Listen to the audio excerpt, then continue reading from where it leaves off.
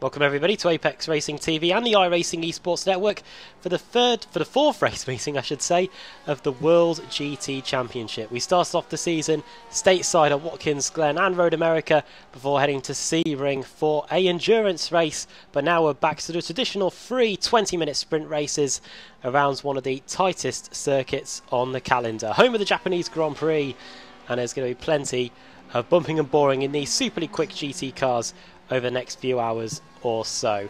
The championship is pretty close after three race meetings, but it is the Ferrari of Sindre Setsas that has the early advantage. He has got a 21-point lead over Christian Rose in second. Ferrari versus Porsche is the battle there. Carl Janssen is in third for Core Sim Racing in the Ford GT, with Josh Thompson in fourth for CQR Race Hub. Jamie Rushworth is in fifth in the Porsche 911. Fitzpatrick Motorsports' Michael Evdoka is leading a three-way tie for sixth, with Michael Hall and Ben Hackerson all joining him on 305 points. And then it's Andy McCauley ninth and Dion Phillips in 10th. Over in the AM category, it is even closer. Adam Hedgecock leads Mark Woodhouse by 9 points, and then it's a 10-point deficit back to Michael Blake in third, Roland Moon's fourth, and Joan Kaiser in the first of the Ferraris in fifth. The top four in the AM category dominated by Porsches. Over in the team standings, still pretty close there. CQR Race with a slender 9-point lead over Core Sim Racing, and as we'll update you over the course of the evening, 9 points in this series pretty much is nothing at all. You will have to go a bit of a way back to find CQR Sim Sports, who are in third. They are just over, or I should say just under, 230 points away. Then it's CQR GT 40 behind them, and then the first of the AM teams, it is Smile Time Racing in fifth. Well, as we get ready for the qualifying session to get underway here at Suzuka, we'll welcome you in. I'm Adam Bath, and joining me for this one, it's Sam Fitzpatrick. And Sam, welcome to Suzuka. We're in the Far East and getting set for the free 20-minute races. I know we've definitely got the format nailed for this one, and should be good here around the famous circuit here in Japan. Yeah, it's just with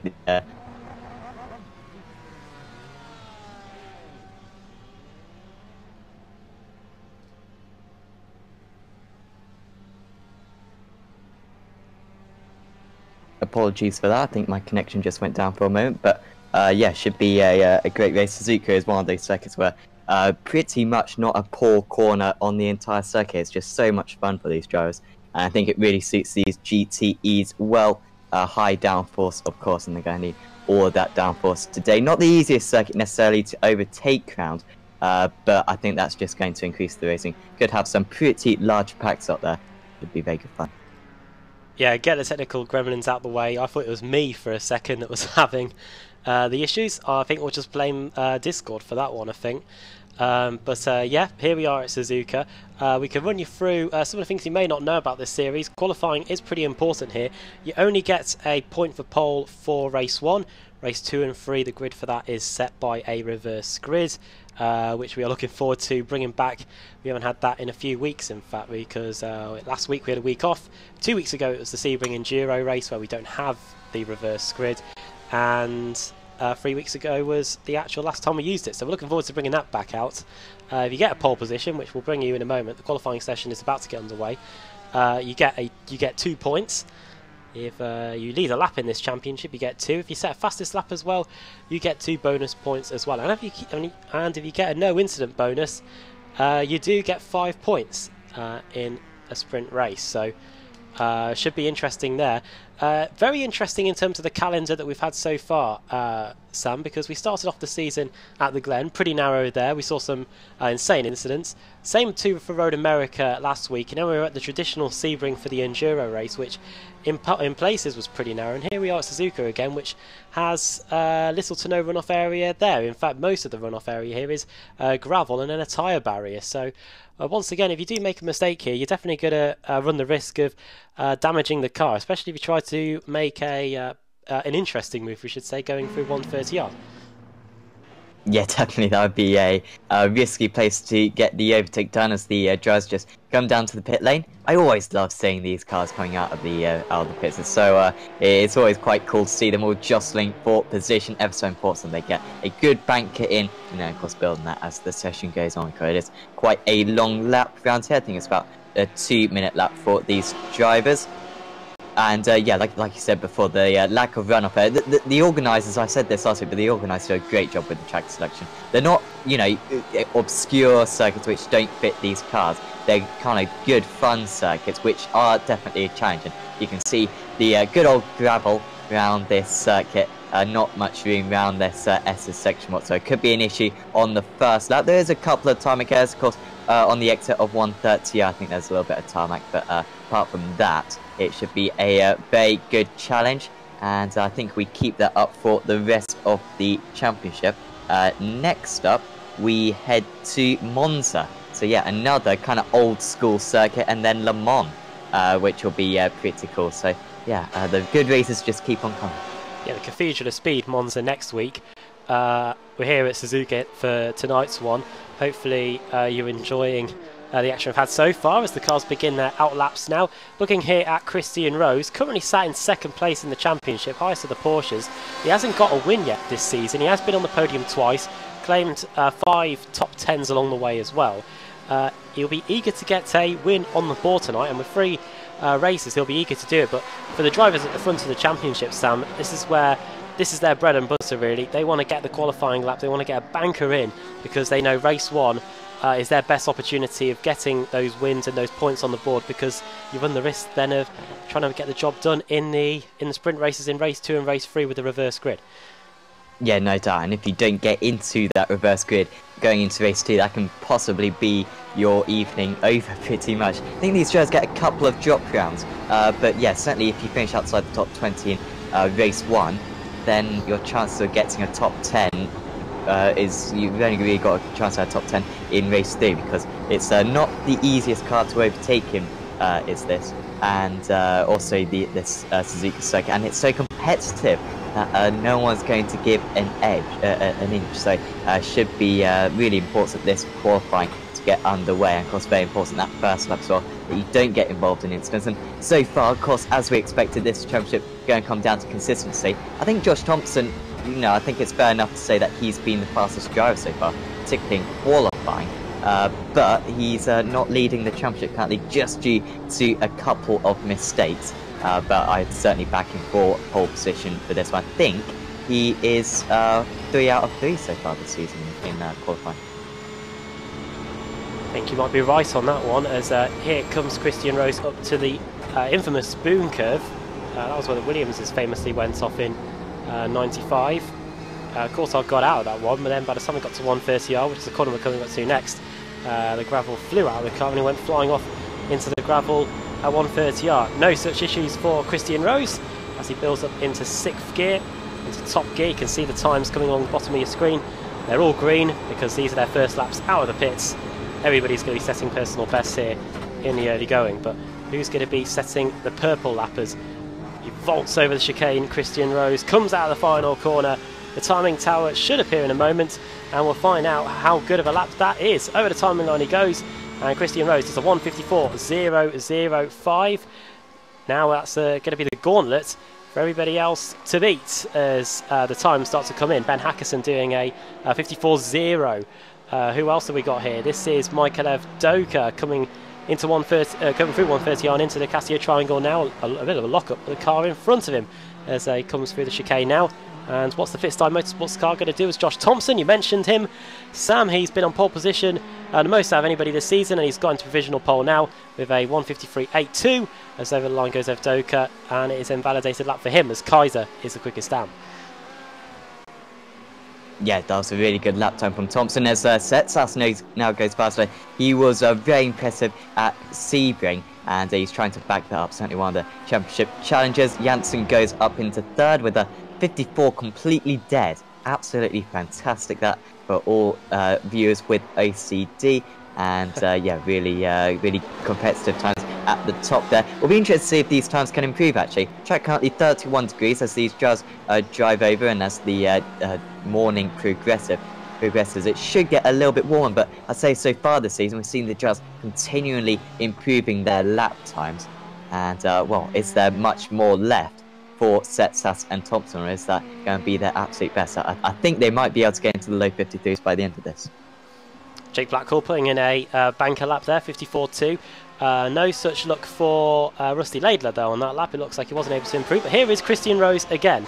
Greens through pretty much all of the sectors apart from sector 4 there. We'll see if the Porsche is able to improve on his personal best of a 1:54.0. We'll get their best lap times up so you can see what their personal bests are and what the fastest time is in the session, as Christian Rose comes over the timing line and does a 53.8, an improvement from him, but it's not enough to get him onto the front row of the grid, just a few hundredths of a second in it. Yeah, ever so close. And of course, going back to the pits, these drivers might get 2 laps on a set of tyres, but of course, it is so competitive that that third lap, the tyres just aren't going to be there. Even if they're just losing a 1/10.5, that's too much to lose. And so these guys have actually got to put in some pretty stir times with those fresh tyres, as Jamie Ayres crosses the line, improves slightly actually, but it's not much to. It's not enough to move him up the grid too much. He's in 19th, and you can see straight away trying to get out of the pits. He wants to get as many laps done as possible. Got about 8.5 more minutes, so not halfway yet. And yeah, still sets us setting the pace.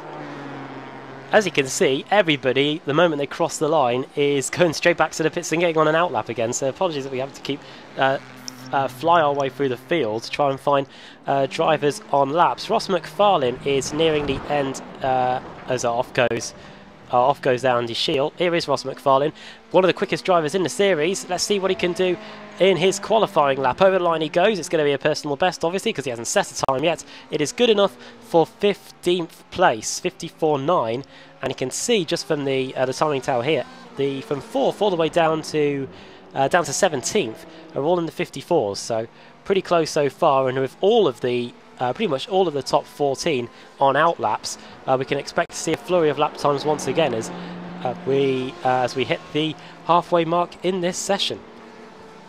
Good luck for Chris Daines too. Sorry. Yeah, where's Daines gone? 9th place now for Chris Daines, into the low 54s. He only needs another 0.4 of a second, and he could be on the second row of the grid. So we'll keep on pushing. Jesse Stevens does well there to move up into the top 8 now. It's constantly changing this series, I say, but one week to the next, you always see different drivers in the top 10. For example, Andy Shield currently struggling a little bit down in 18th, when I think he's already had a few top 10s so far this season, as Josh Thompson trying to get as much of a slipstream as possible. This should be easy flat. No, he's quite a big lift, apologies. That's not down to Josh not being a very good driver. He is a superb driver. And, or is he just getting held up a little bit here? Wasn't the perfect Castillo triangle. Just seemed to hesitate a little bit when getting the power down the number 49 car. Can he improve on his time? Yes, he can. He takes provisional pole. Josh Thompson, 53.5 is a 1/10.5 clear. Can Setsas respond? We're going to find out now. He's on the beginning of a lap. Ross McFarlane, you can see at the bottom of the screen, he too is on another banker, and he's put in a few green boxes, but it doesn't look like the most inspiring lap from Ross McFarlane. So we'll stick here with Sindre Setsas as he flies around the Suzuka circuit. Whereabouts is Christian Rose for that matter, because he is just a little bit further up the road now, going into the hairpin. He's currently in provisional 3rd place, with just a few hundredths of a second between him and Setsas, and 2 for Janssen in 4th, who has yet to improve on that 54.000. Ben Palmer's done pretty well as well. The CQI GT Racing car 1 is currently in 5th, and you can see where the AM drivers are as well by the red dots on the screen. Mark Woodhouse and Kaiser is off. Sindre Setsas has returned to the pits, so he's obviously made a mistake on that lap. You could see also by the fact that his number flashed red too, which also means off the circuit. Janssen puts in a new lap. Dave Baker goes into 8th with a 54.2, but this is what we're focusing on now. Here's Christian Rose into the Castillo triangle. He set provisional pole briefly as he flies over the curbs. He just don't want to run too far wide, otherwise he could get an off track and ruin everything. Over the line he goes. Is it going to be an improvement? It is not a 53.9, 5 thousandths of a second slower than his personal best. I do think there should be like bonus points if you can set similar lap times, because it shows how consistent you are and does it. And that'll help him in the race. It's not helping him in qualifying. It is mind-bogglingly frustrating when you set maybe a theoretical best, maybe 4 tenths faster than your quickest lap. And I wonder if that's what's just happened to Rose's. Hackerson really impressing out there so far, up into the top 5 once again in his Ford, and representing that Ford GT very impressively currently. And Dion Phillips currently doing well as well in 7th, and he's on a quick lap right now, going up into 130. He isn't going to get a slipstream, but at the same time he's not going to get held up, thankfully, from his perspective. As just goes through this one, almost getting a little bit of a slide and taking lots of curb on the inside. Different lines you can take through this one, where you take a slightly earlier apex, didn't quite clamber all over it, but that's probably how he likes it. And through there very neatly. Leon Phillips currently 7th place with a 54.2, and he can't improve, 4/100ths slower.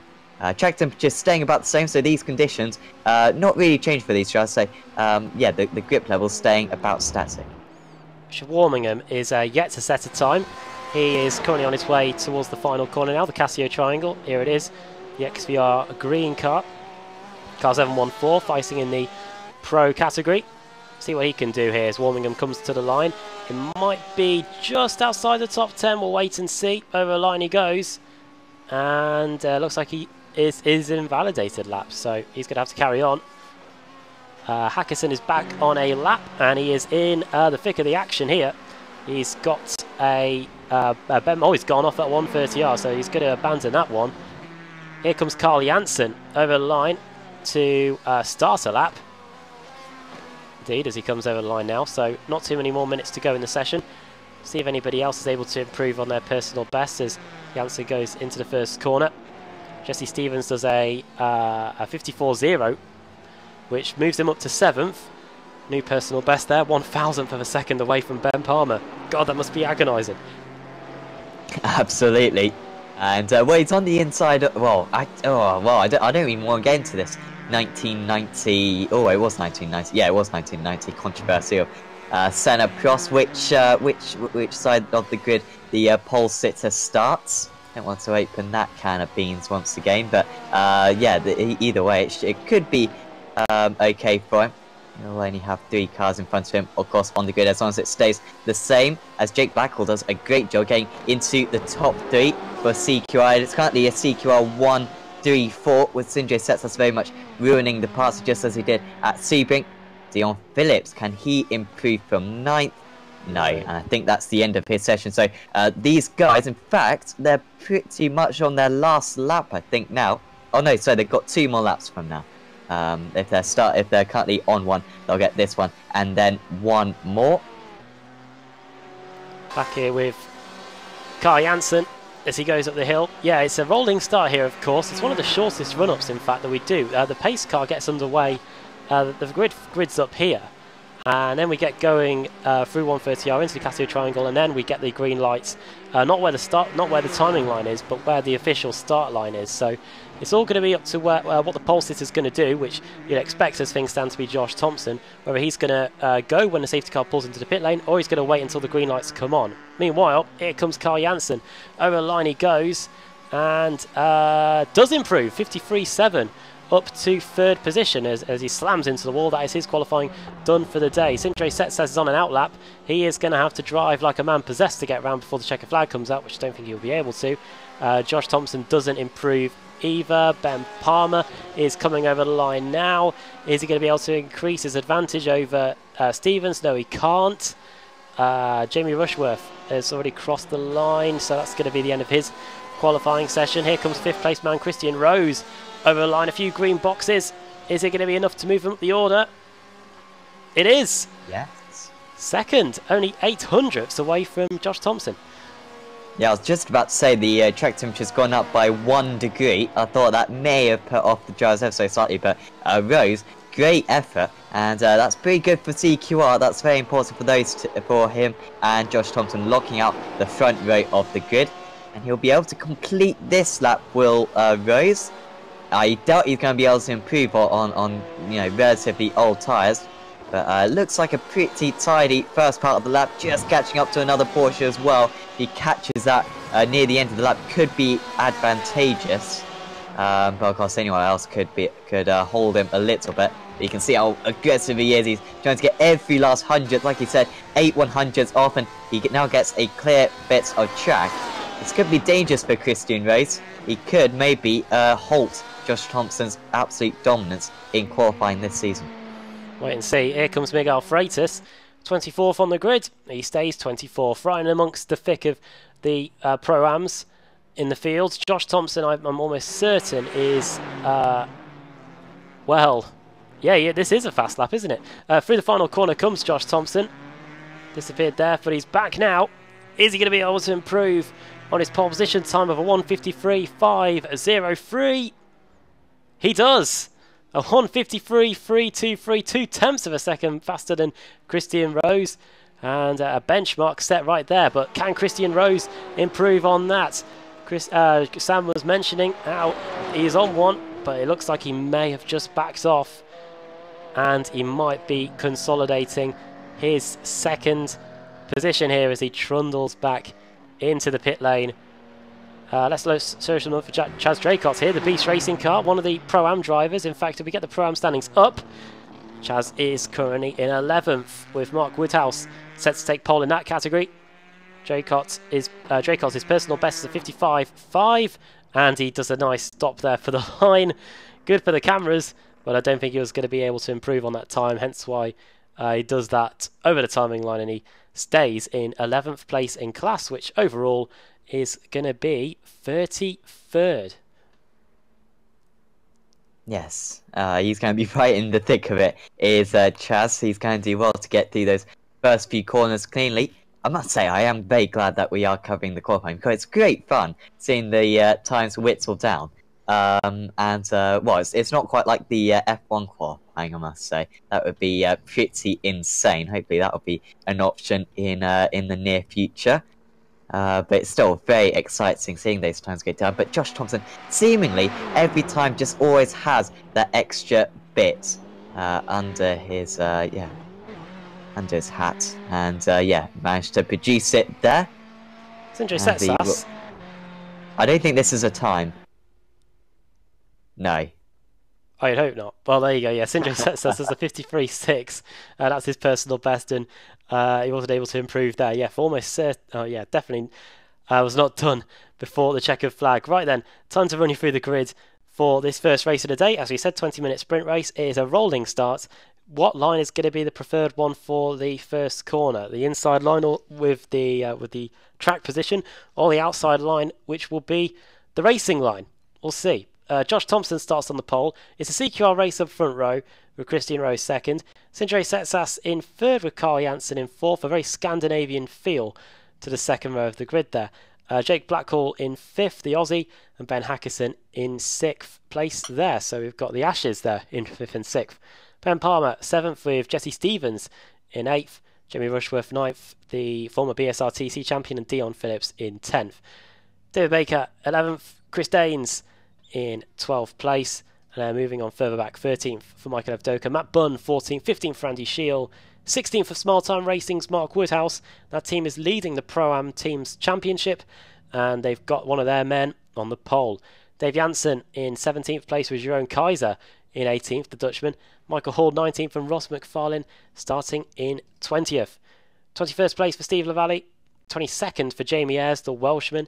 Steve Burke 23rd, and then Simon Underhill in 24th for the Nomad Sim Racing team. Miguel Freitas, the Portuguese, starting in 25th, and another Welshman, Lee Deemer, in 26th. Paul Smith, the Yorkshireman, in 27th, Richard Warmingham in 28th place, and then as we get into a flurry of AMs, it is Mike Gray in 29th, Michael Blake in 30th in the Simmortal car, then Tom Jacobs, David White, Chaz Draycott, Adam Hedgecock, Josh Rayfield, Jason Rowe, 37th for Ronald Moons, then Ben Gregory, right in the thick of the Pro-Am fight in 38th place, 39th for Stuart Atkinson, 40th for John Roberts, 41st for Lars Van Ryn, Anthony Jacobson in 42nd, 43rd for Lee Woodburn, 44th for Scott Malcolm, and it just carries on, doesn't it? 45th for Dan Ruzu, then Rusty Laidler at the back, not setting a time incidentally. I don't know whether that's because of potential bans or whatnot, but I'm not too sure there. Danny McCauley, 47th, Lane O'Connor, 48th, and then Morgan Butler starting right at the very back of the grid in 49th place as the field begins its very short, I say pace lap, it's a bit of a reconnaissance few corners, Sam, and we'll be getting this one underway. Yeah, it's a bit more of a dummy grid if anything. Can Thompson help his teammate Rose? He doesn't want Setsas on his tail whatsoever. Setsas is going to go for this second place, definitely going into turn 1. This is a very important start. Indeed it is. We've got 3 of these, of course. Oh, Thompson's playing chicken with them. Now he goes. Very nearly got run into the back of there. But race 1 of the day and race the 4th race meeting of the season in the World GT Championship is underway as the cars scream across the line and into the first corner. Watch out for Christian Rose and Sindre Setsas. Setsas might be about to, Carl Janssen might be about to gate crash that second place. He does. So Christian Rose drops down to 3rd. He might even drop down to 4th place here. Sindre Setsas in the Ferrari has sights set on that final position on the rostrum in the early going, but no way through there, and it all settles down again. Good start from Jesse Stevens. Dave Baker is in the middle of something. He's lost 1 position already. He's trying to get some of them back as we go through the S's, but I must say, Sam, a very clean start from everybody. Nobody's had to tow back to the pits, and we've got all 49 cars out on the circuit as Josh Thompson races towards the Degner curves for the first time. Yeah, really good start. Janssen absolutely nailed that launch. I think it was Rose and Setsas just getting caught up a little bit, just braking when Thompson kind of fainted going a little bit earlier. And Janssen absolutely perfected that start, and look how strong he is. We know how quick those core cars are in the races in comparison to qualifying, as Jazz Drake got really wide there, going a lot further than his rivals. Alongside now the number 17 car, he's around Tom Jacobs as well, his own teammate as Janssen off. Carl Janssen, he was up to 2nd, it was going so well, and now the Swede has spun and he might be in all sorts of trouble here as he's trying to get back in some sort of composure as him and Michael Hall go wheel to wheel down the back straight. This is not what he would have wanted. The Corsim Racing team were looking to get some points on the board in the early going in race 1, but now he's going to have to try and fight his way back up through the field as we go into the Casio Triangle here. This is Dion Phillips muscling his way past Chris Daines there. The Excite Racing car up to 9th place as we get a lap in the books, and what a dramatic lap it is. Carl Janssen, I think, might have crashed again. He has! At the Casio Triangle, and the Simmortal car has to take evasive action. Chaz Dracos also involved potentially, and what started off as a pretty awful second half of the lap for Carl Janssen has just got even worse. He's managed to come across the line to complete the lap, but what a disaster of a start for him. Absolutely, and I said earlier on, if you don't finish in the top 20 in race 1, that can pretty much be any chance of a good result across the day over and done with, as we see the replay of his spin. Here's the first incident then. Oh, he brakes on the grass. He powers the foot. Oh, he very nearly got hit again then. Oh my words, the Porsche goes flying to the outside of him, and he's able to get going again. Let's see what happened at the Casio Triangle though. Moments later, there is a Porsche off the circuit. He sees the opportunity to go up the inside.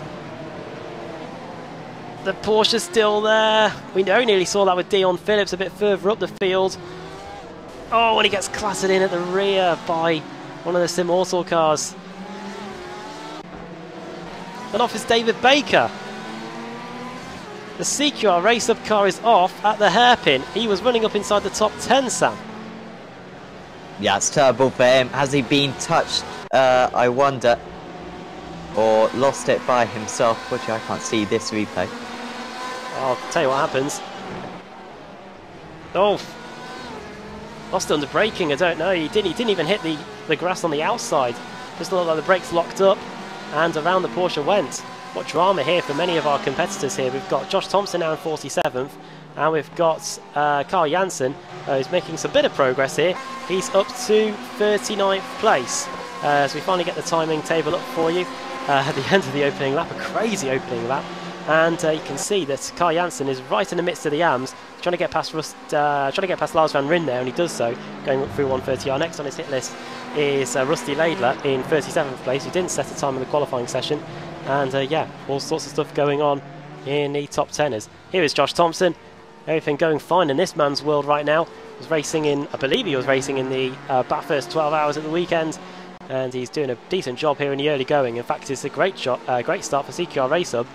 Both of the course sim racing cars, they tried to gate crash their top 2 party, but they weren't able to do so, and now Josh Thompson is leading the way so far. Yep, a second clear of Christian Rose. Those two are going to work together undoubtedly to the end of this race. Sets us keeping tabs, but not really putting as much pressure on those two as I thought he might. As we see Ben Palmer currently in 15th place, drops from 7th on the grid seemingly. Just trying to get the car over the curb there. As we see plenty of overtakes into this hairpin in real life. Very rare that you see one in sim racing. It's ever so difficult to pull off, getting a little bit of oversteer, and that's really compromised his exit. McFarlane really close to the back of him. McFarlane started in 20th position, and you can see he's trying to get closer and closer. Dave Janssen as well, maybe a little bit out of position as well, so not easy for Palmer right now. It's a good battle as well in terms of where the AM drivers are as well, because you can see Mark Woodhouse is in 12th place. He's leading the AMs in the early going, and it's Kaiser 2 places behind him in 14th, but he's now coming under all sorts of pressure from Andy Shield a bit further up the road as Palmer versus Kaiser, and Palmer makes it very, very easy indeed as the CQR GT car goes by. Jake Blackall is off, and that is the final corner. That's where Juan Pablo Montoya crashed in 2005 at the beginning of a crazy race. Dan Russo has crashed 2 somewhere out on the circuit. Doesn't look like Blackall's hit anything, but he's definitely gone off the circuit, and he's now come back on track again. Let's see what's happened to poor Jake Blackall here, the Aussie, in the CQR Tarkov car, going through 130R. Everything seems fine here. Runs out a bit wide. Oh my word! Oh, and he hits the wall. It's another one. Somehow that could have been a whole lot worse, Sam. Absolutely, I thought he may have gone for a move on Setsas, but nowhere near. And yeah, that was a miracle. We very rarely see that. Although, of course, the grass down here can eat so easy when you get back onto the circuit. You can really swap ends the car, and Blackhawk drops down into 6th. CQR have gone from a 1-2-4 to 1-2-6. Still not bad, but he's going to struggle to get past Hackerson and Stevens. 2.5 seconds gaps back to Phillips. As Baker, he's really out of position at the moment, down in I just tried to look, 44. Gosh, yeah, yeah, he's there should be relatively simple for him. At the same time, he will just try to be finishing this race because he's not going to get within the necessary result to get within the reverse grid. But he's lining this one up. Scott Malcolm, will he go for the move at the hairpin? Yes, he was. We see a little bit of smoke just ahead. Baker alongside, doesn't quite get the exit. And, well, this is very difficult for him at the moment. What a great battle this between 2 veterans at the BSRTC on a Thursday. Now they're racing in GT cars. Baker trying to get those positions back after the spin at the hairpin on the 2nd lap of the race. Scott Malcolm trying everything he can to get those Pro-Am points on the board, as Ben Palmer, I think, has gone for a little wander somewhere, but he's stayed on the circuit. In fact, he might have got past somebody there. He's got past Mark Woodhouse for 12th position as Joe, oh my goodness me, Joe Kaiser is out the circuit. There's the cars all over the place on the front straight. Careful, guys, this might not end well. Kaiser, the Dutchman, was all over the place. There's smoke coming out the back of the engine. That could spell the end of his race for now. He'll have to tow back to the pits and get a new car. There is a fast repair in this series. But the obvious question, Sam, is what happened? Let's see what happened here. It's 2 Ferraris. It's Ross McFarlane. Oh! Wow. Well, was that the power? He was putting the power down? It was hard to tell. Yeah, it was a bit of an unusual line coming out of that chicane. Yeah, he just got on the grass. There may be a small tap. And, well, he'll be very frustrated with himself there. Jeroen should still, yeah, get that fast repair, as you said. But blown engine. And, well, he's still going. So he's managed to blow up the engine. And, well, he needs an engine, seemingly, when Jeroen Kaiser is at the wheel. And he's being able to carry on as if nothing has happened. And maybe won't need that fast repair after all. Paul Smith. This does mean that he's now up 9 positions, up into the top 18. It was also Steve Lavelli, I think, who got caught up in that. Richard Warmingham's teammate is now having to defend against Michael Blake. Of course, Michael Blake's teammate Lee Deemer got caught up in that incident on lap 1. Oh, sorry, lap 2. No, it was lap 1, apologies. At the Casio Triangle. So plenty of fatalities in this one, despite having a relatively clean first half of the lap. Has now losing a position there. Jamie Rushworth going straight through. Another driver completely out of position. Could be a good pick for race 2, seeing that he's currently on the on the outer edges of the top 20. Yeah, if you're new to into the World GT Championship, the reverse grid is basically 14, 16, 18, 20 and 22 cars are reversed. It's not as dynamic as the BSRTC, where we could have as many as like this, for example. If all 49 cars finished, we could literally have 48 cars reversed. Here it's definitely middle of the road, so if you do finish in the midfield, you will be rewarded. So if we do get 22 cars reversed, that is going to be Mike Gray that's going to be reversed onto pole position. He's gained 7 spots so far, and he is currently sat in 22nd place. So the reverse grid lands on him. He is going to be on the pole, but as you can see from the clock at the top left of the screen, we've only done half of this race so far, and there's still plenty of it to go. But at the front, it is still very much a short performance by CQR Race Up. The gap between first and second, Thompson and Rose, 2.4 seconds, and then it's a 0.3 of a second gap back to Sindre Setsas, who is being kept at bay pretty well so far from Christian Rose. Yeah, Setsas just starting to apply a little bit more pressure on that last lap. He was just over a 10th faster. They managed to drop Hackerson and Stevens and Blackhall now. And, well, that Ferrari, I think, is quite strong down the straight. Really depends what type of downforce these drivers are using. I would have thought down a circuit like Suzuka, running quite a lot of rear wing and not making too much of an impact down that straight. It sets us so difficult to stay close to 130 and stay close on the exit of the Casio Triangle as well, because you've got the concertina effect. The driver ahead always gets on the power that little bit earlier than you, and that's a really good exit actually for Setsas. He's within about 0.3 of a second. This is pretty much as close as he's going to get, down to 0.2 of a second. If he really goes for this one into turn, he might just have a chance. Setsas, no, he stays behind, and of course around this part of the circuit, no chance. So he's going to have to wait probably till Spoon to have another half chance. Good battle that. Here is one. This is down the front straight. This is Paul Smith versus Richard Warmingham going on here. This is a battle over 18th and 19th. Going into the first corner, Paul Smith, an AM driver as well. You can also tell that by the windscreen strips. You can see that Richard Warmingham, he's a pro. He's got a black strip. I believe Paul Smith is an AM. So it says on our data anyway. But he's got a black windscreen strip as well. Maybe it's just colour preference, and I'm just speaking garbage, but 12 minutes into this one, and both these drivers have had good starts. Richard Warmingham gaining 9 spots, Paul Smith gaining 9 too, and if a reverse grid is to go in their favour, then these guys could end up right at the front of the grid. And these Porsches, which are really the majority car being run here, I'll probably say, are doing a decent job here. Not too many Mercedes we're seeing today, I'm just going to point that out. A lot of Mercedes? A lot of Porsches. Oh no, is there no Porsches allowed in this series? Is that the rule? No, so what Porsches are, yeah, but no Mercedes, of course, in this series. It's only GT3s. Only GTEs. Always losing out there is Paul Smith. Although he might still be able to retaliate, could get a little bit blocked in here. Could everyone's out of shape there, and back down the inside is Jamie Rushworth. Is he going to be able to make this one stick this time? Now they're side by side going into 130R. Smith, maybe with the slightly better straight line speed. No, he's losing out, if anything, to Rushworth. That's absolutely crucial. Rushworth trying to take the normal racing line. Smith is saying no to that, as he's going to make it really awkward, tries to get the cutback, but a mid-corner cutback, that's not going to happen. He's desperate to get the position back as Paul Smith, but wisely opts out a bit. Eventually, no, he's going to go for it like an absolute madman, and it's going to cost him another position. Smith there, too aggressive, I think, considering that Rushworth is such a quick driver and was inevitably going to get the move done eventually. Good battle this between Chris Daines and Michael Evdoka, going through going through the first of the S's. This is a fantastic scrap over 9th and 10th. As I should say, is that Matt Bunn as well? Yes, Bunn, Danes and Evdoka over 8th, 9th and 10th. They've been wheel to wheel for all of the S's. Matt Bunn trying to get up the inside.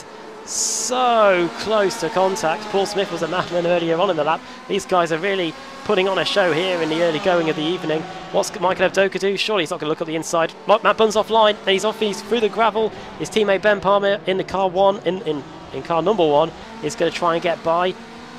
That's very close. This is where Danny Kvyat had a big crash in a Red Bull many years ago.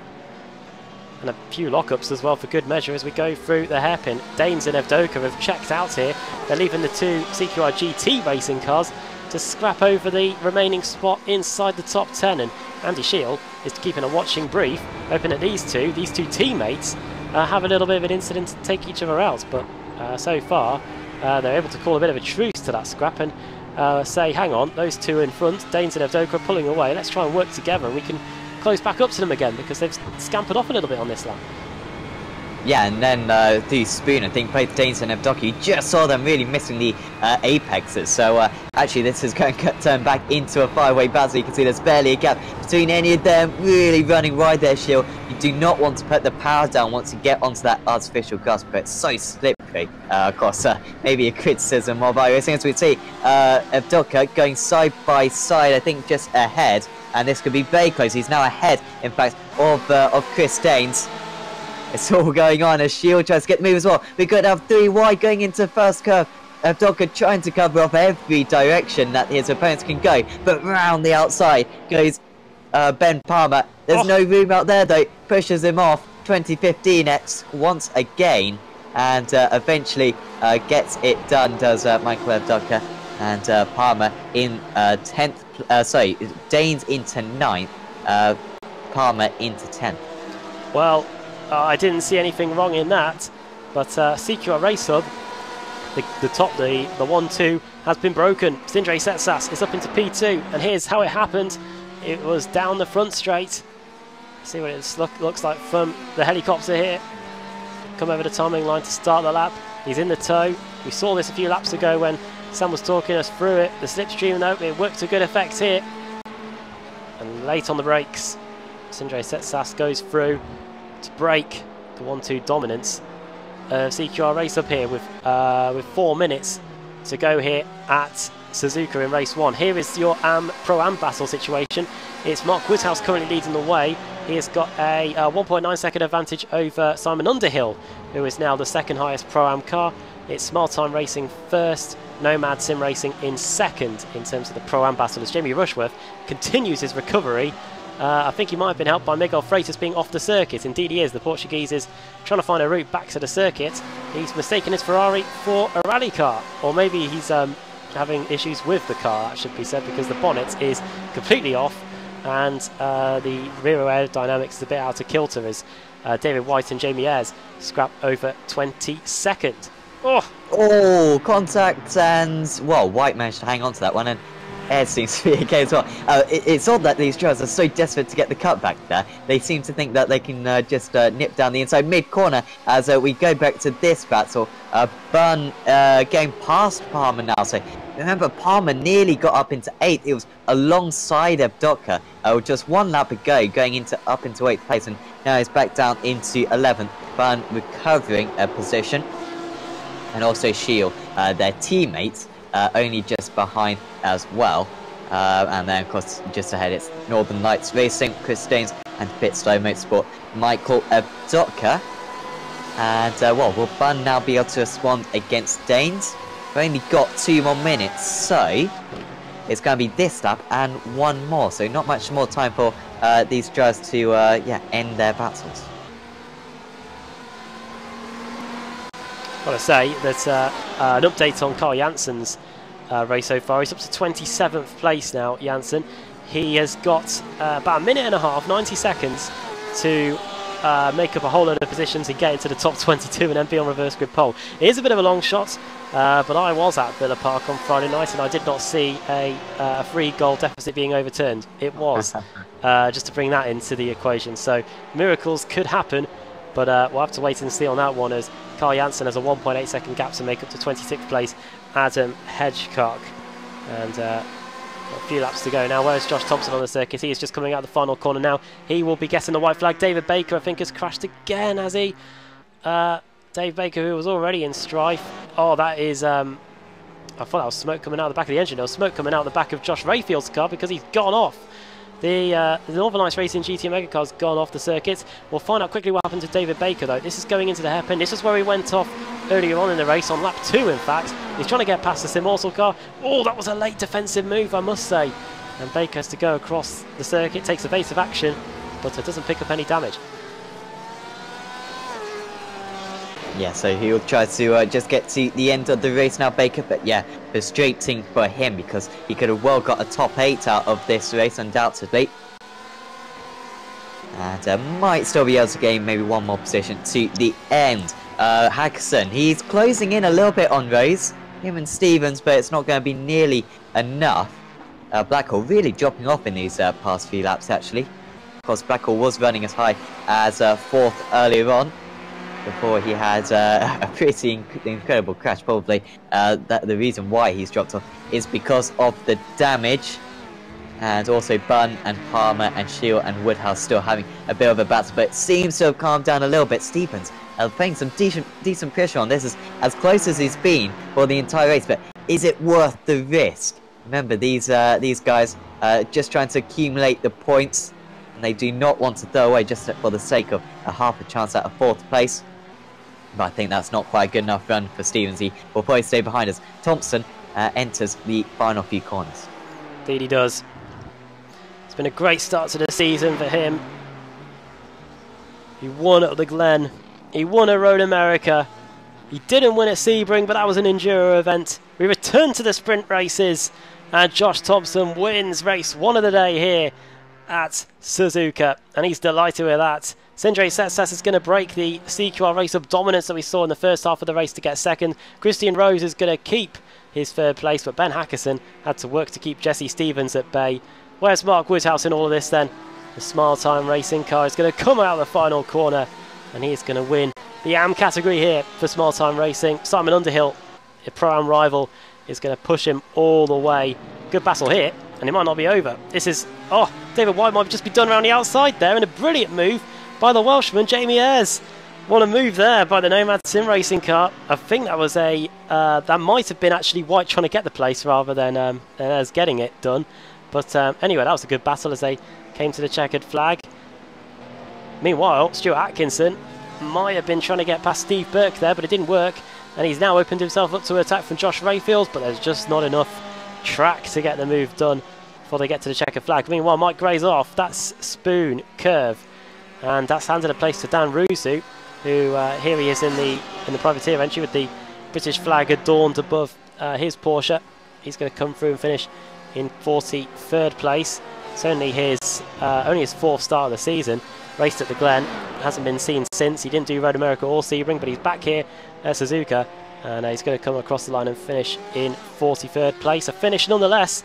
His car looks a lot cleaner than some of the other ones out there, that must be said, as he comes across the line now to take 43rd position. And that is about it, as everybody's now crossed the line, and we can catch our breath, Sam, and reflect on a great way to open the evening. And great job for Josh Thompson. A few Radicals colleagues, I think, on the YouTube chat giving him a well done as well. And he won race 1 at the Glen. He won race 1 at Road America. He wins race 1 here at Suzuka. He knows how to get it done when it comes to the qualifying and getting the race win as well. Yeah, definitely. And once he had Rose behind him in those opening stages, managed to pull away. But I think even Setsas can keep up with him. That was really nicely done there from Thompson. Of course, really going to help him in the championship. A few points behind still, but with so long to go in the championship, these are the types of performances he needs. He'll be very pleased with that one. But, of course, the proper part of the evening, certainly race 2 and 3, that is where you can really gain and, well, most likely lose the points. So Josh will need to be on his A game for that one. We saw overtaking quite possible out there. So I think if we maybe get a reverse grid of maybe something like 15, maybe we could see Thompson returning to that podium. let's get the race results up then from the opening race of the day. Don't know what on earth that's saying. We'll try again with that. Well, it does say that Josh Thompson won, so it got that right. I'll quickly do a quick race result retrieve for you, and we can get the results up back.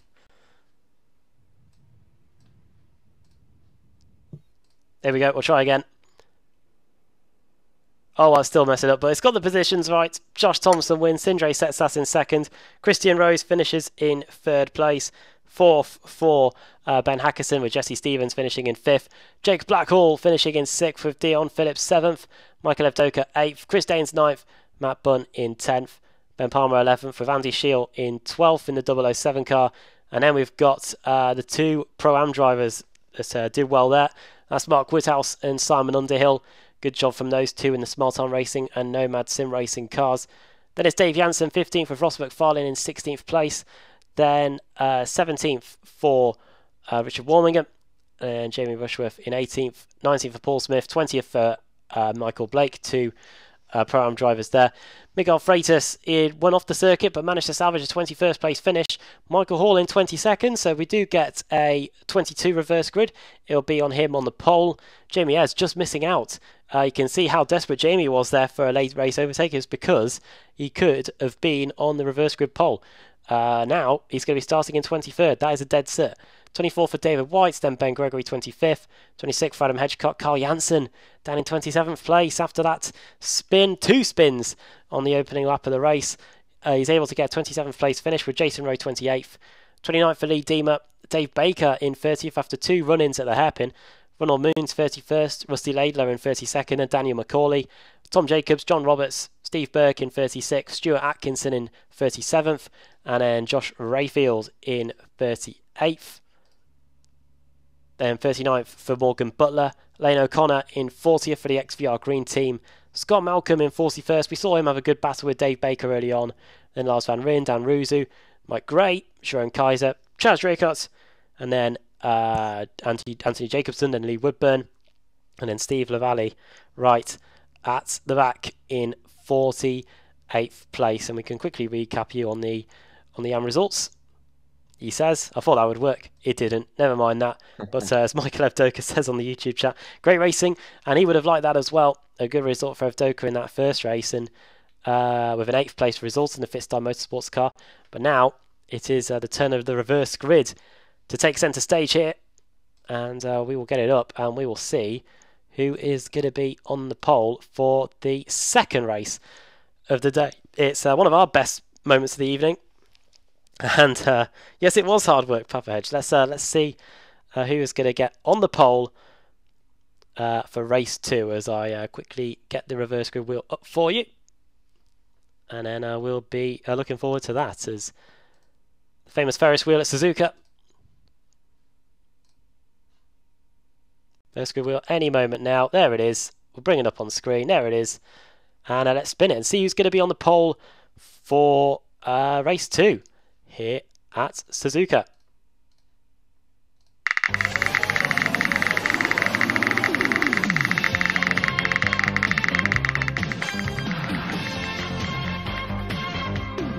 It's not going to be 22, it's just going to be 20. And looking at the race results, Sam, that I would say that is Michael Blake, the Simmortal car, who is going to be on the pole position. It's a Simmortal wheel. The conspiracies are already flying, I'm sure. But yeah, it's going to be Michael Blake on the pole position for race 2. He finished in 20th place and therefore gets elevated to the pole for race 2. He's going to be joined on the front row by Paul Smith, who seems to do well on these Far East circuits. He does well at Bathurst. He'll be hoping to do well here. Third on the grid is going to be Jamie Rushworth in the CQR GT car.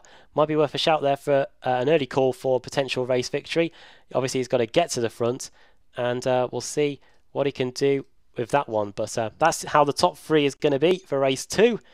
And we look forward to bringing you it after this break here on the iRacing Esports Network when the World GT Championship returns here at Suzuka. Join us in a few minutes.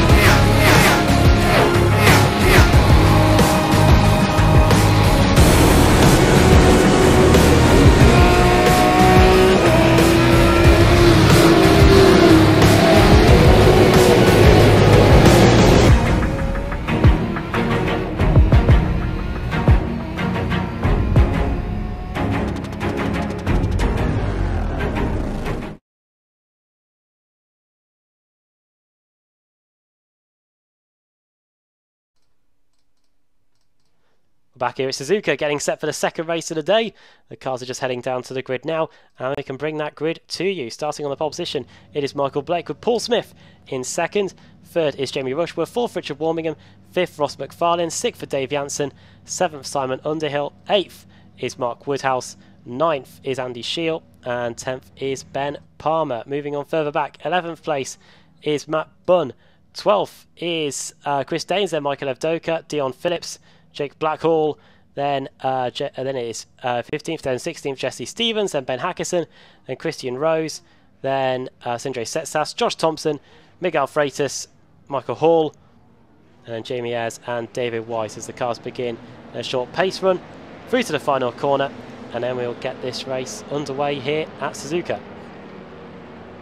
Yeah, it'll be really interesting to see if Blake and Smith can hold off Rushworth. Of course, Smith and Rushworth had a bit of a battle earlier on. Smith was desperate to keep him behind. That was when they were fighting over 18th place. I'm sure if they're fighting over second, they're going to be even more fierce. But what a chance this is for Jamie Rushworth to really get his evening back on track after a very disappointing race one. Here we go then, through the final corner. It gets set to go here. It's going to be Michael Blake leading us to the green flag. And away he goes. Paul Smith did his best to keep up with him. We have one car starting from the pit lane. I think it's Scott Malcolm. Green lights are on, and we're racing for the second race of the day here at Suzuka. Good start from Smith already in a bit of battle here with Jamie Rushworth up the inside. BSRTC champion trying to get through here, and it looks like he's done it. Good start from Simon Underhill, also Dave Jansen getting pushed back. Yeah, Palmer up 4 positions as well, so good start for him. Stevens going up 1, Thompson already up 4, that's important for him. He's got past Rose and Setsas, who's had a little bit of a struggling start out there. So all trying to get through, a little bit of oversteer maybe for Dion Phillips, I think just ahead. But once again, we've had a pretty clean first half lap. Is that deep there on the brakes? No, the drivers really doing well at leaving each other room and still going side by side through the second part of the Degners.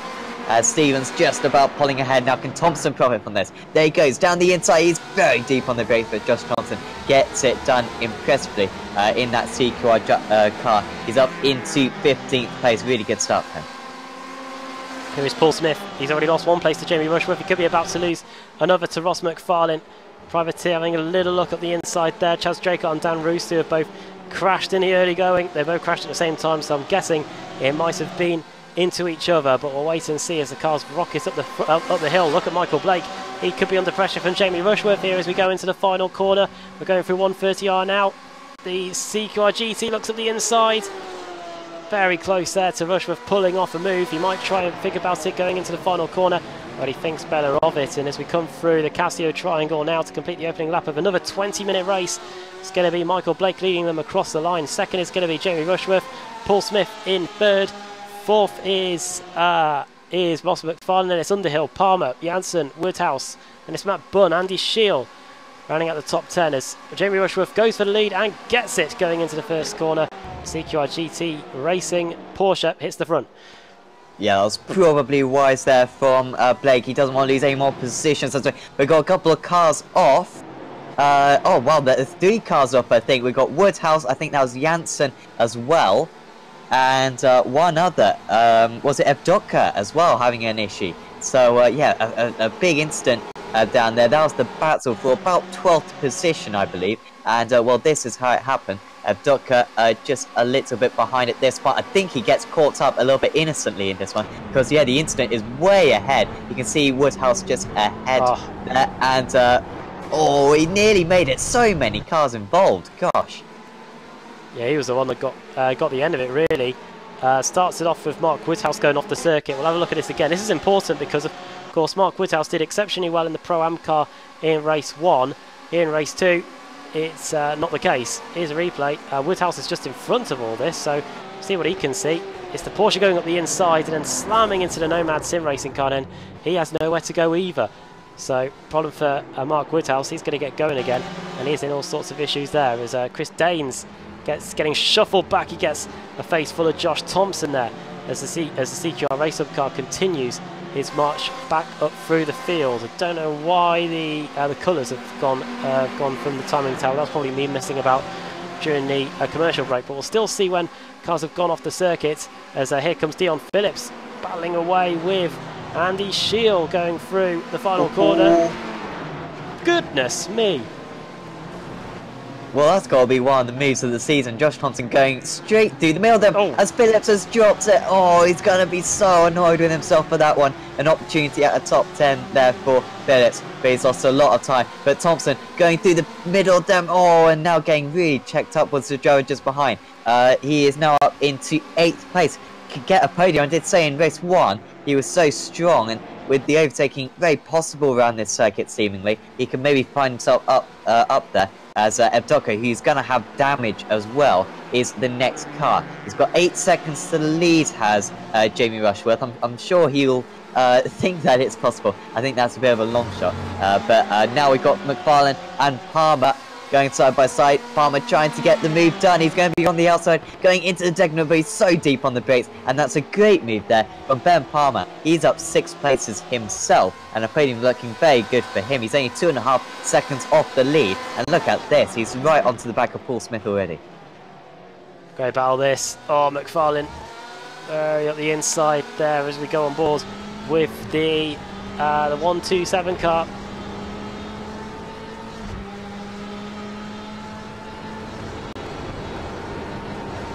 On the way towards Spoon Curve now. Just trying to nail the exit, going a little bit wide there, maybe was Woodhouse. And, well, look at that, he's already been overtaken, so really struggling on the exit. Sorry, that was Smith, apologies. And, yeah, going straight through is Palmer up into the top 3 now, and Blake is going to be very possible for him to catch. So this is looking great for him. Trying to retaliate now, Smith, but it may cost him another position because he's going to be really under pressure, really deep on the brakes there down the inside is Ross McFarlane. He's right around the outside, there's no room, but he's made some room for himself. Paul Smith drops down into 5th place, maybe trying to come back at his rival. Wasn't the wise thing to do, but he's in 5th place now. He'll try to hold on to that to the end of the race.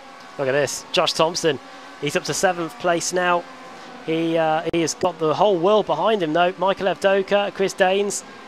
Oh my goodness, Evdoka all sorts of squirrely under braking there, and he's still trying to slow the car down.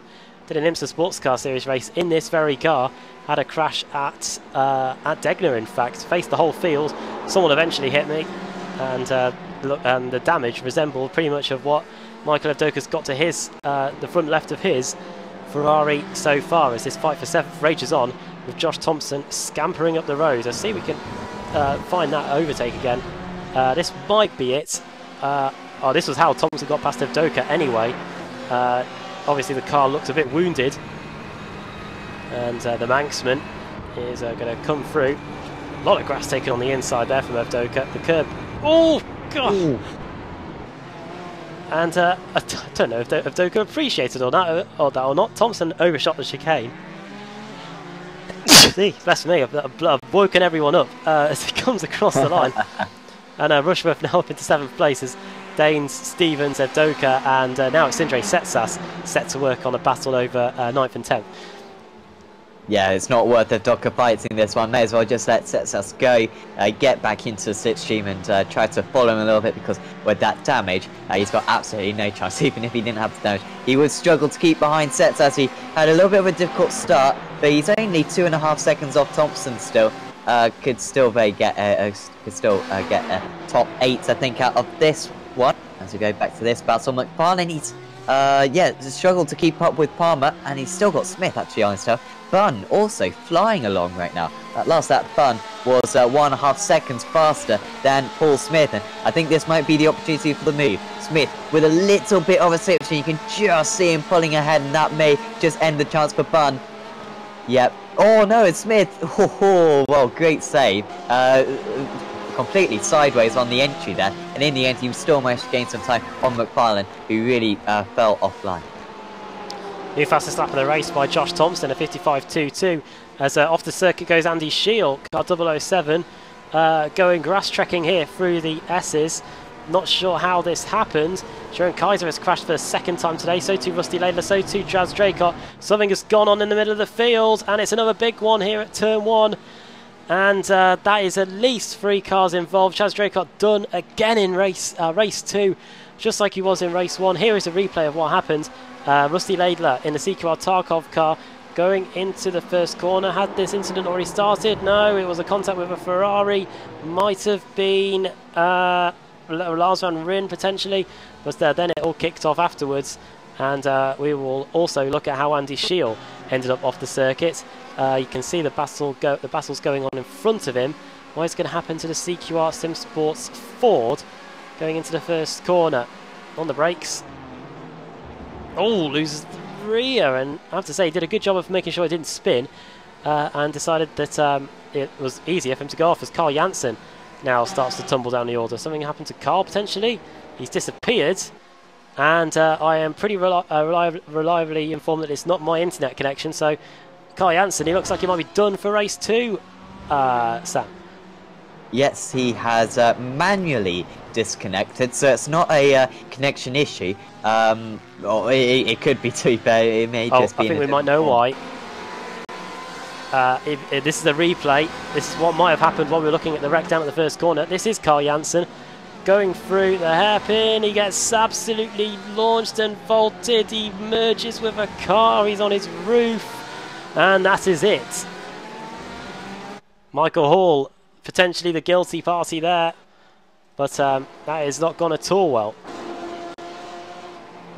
Yeah, that's, well, I said earlier on how, you know, one bad result in race 1 and it can ruin your day, and you think Janssen was up in 2nd place. He was harassing Thompson for the lead only, what, 40 minutes ago, and now he's going to have a 25th and a DNF. Really disappointing for him. He's going to be way down the field in race 3 as well. By the way, a couple of questions on the YouTube chat. 49 drivers signed up for this event. I think only 48 took the grid. Yeah, so a great population in this. Yeah, the only one we missed was Richard Warming, and he didn't take the start here. But yeah, 48 cars took to the start, as we see Michael Blake continue to apply some pressure to Ben Palmer, who's now in 2nd place. A lot of crashes occurring in this 2nd race, and yeah, poor Carl Janssen in the Ford, who was making some decent progress, but probably not at the same rate as Josh Thompson is, or was.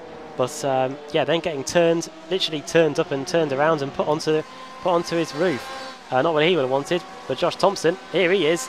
His next target is Paul Smith. These two know each other well from their exploits in the BSRTC. Paul Smith loves a good cutback going through 130R. You can hear the Porsche as we go wheel to wheel through 130R. Paul Smith takes the outside line, he's back on the circuit, and Thompson makes sure that he covers the inside line so that the Yorkshireman cannot get up the inside going into the Casio Triangle. So that's Thompson up into 5th.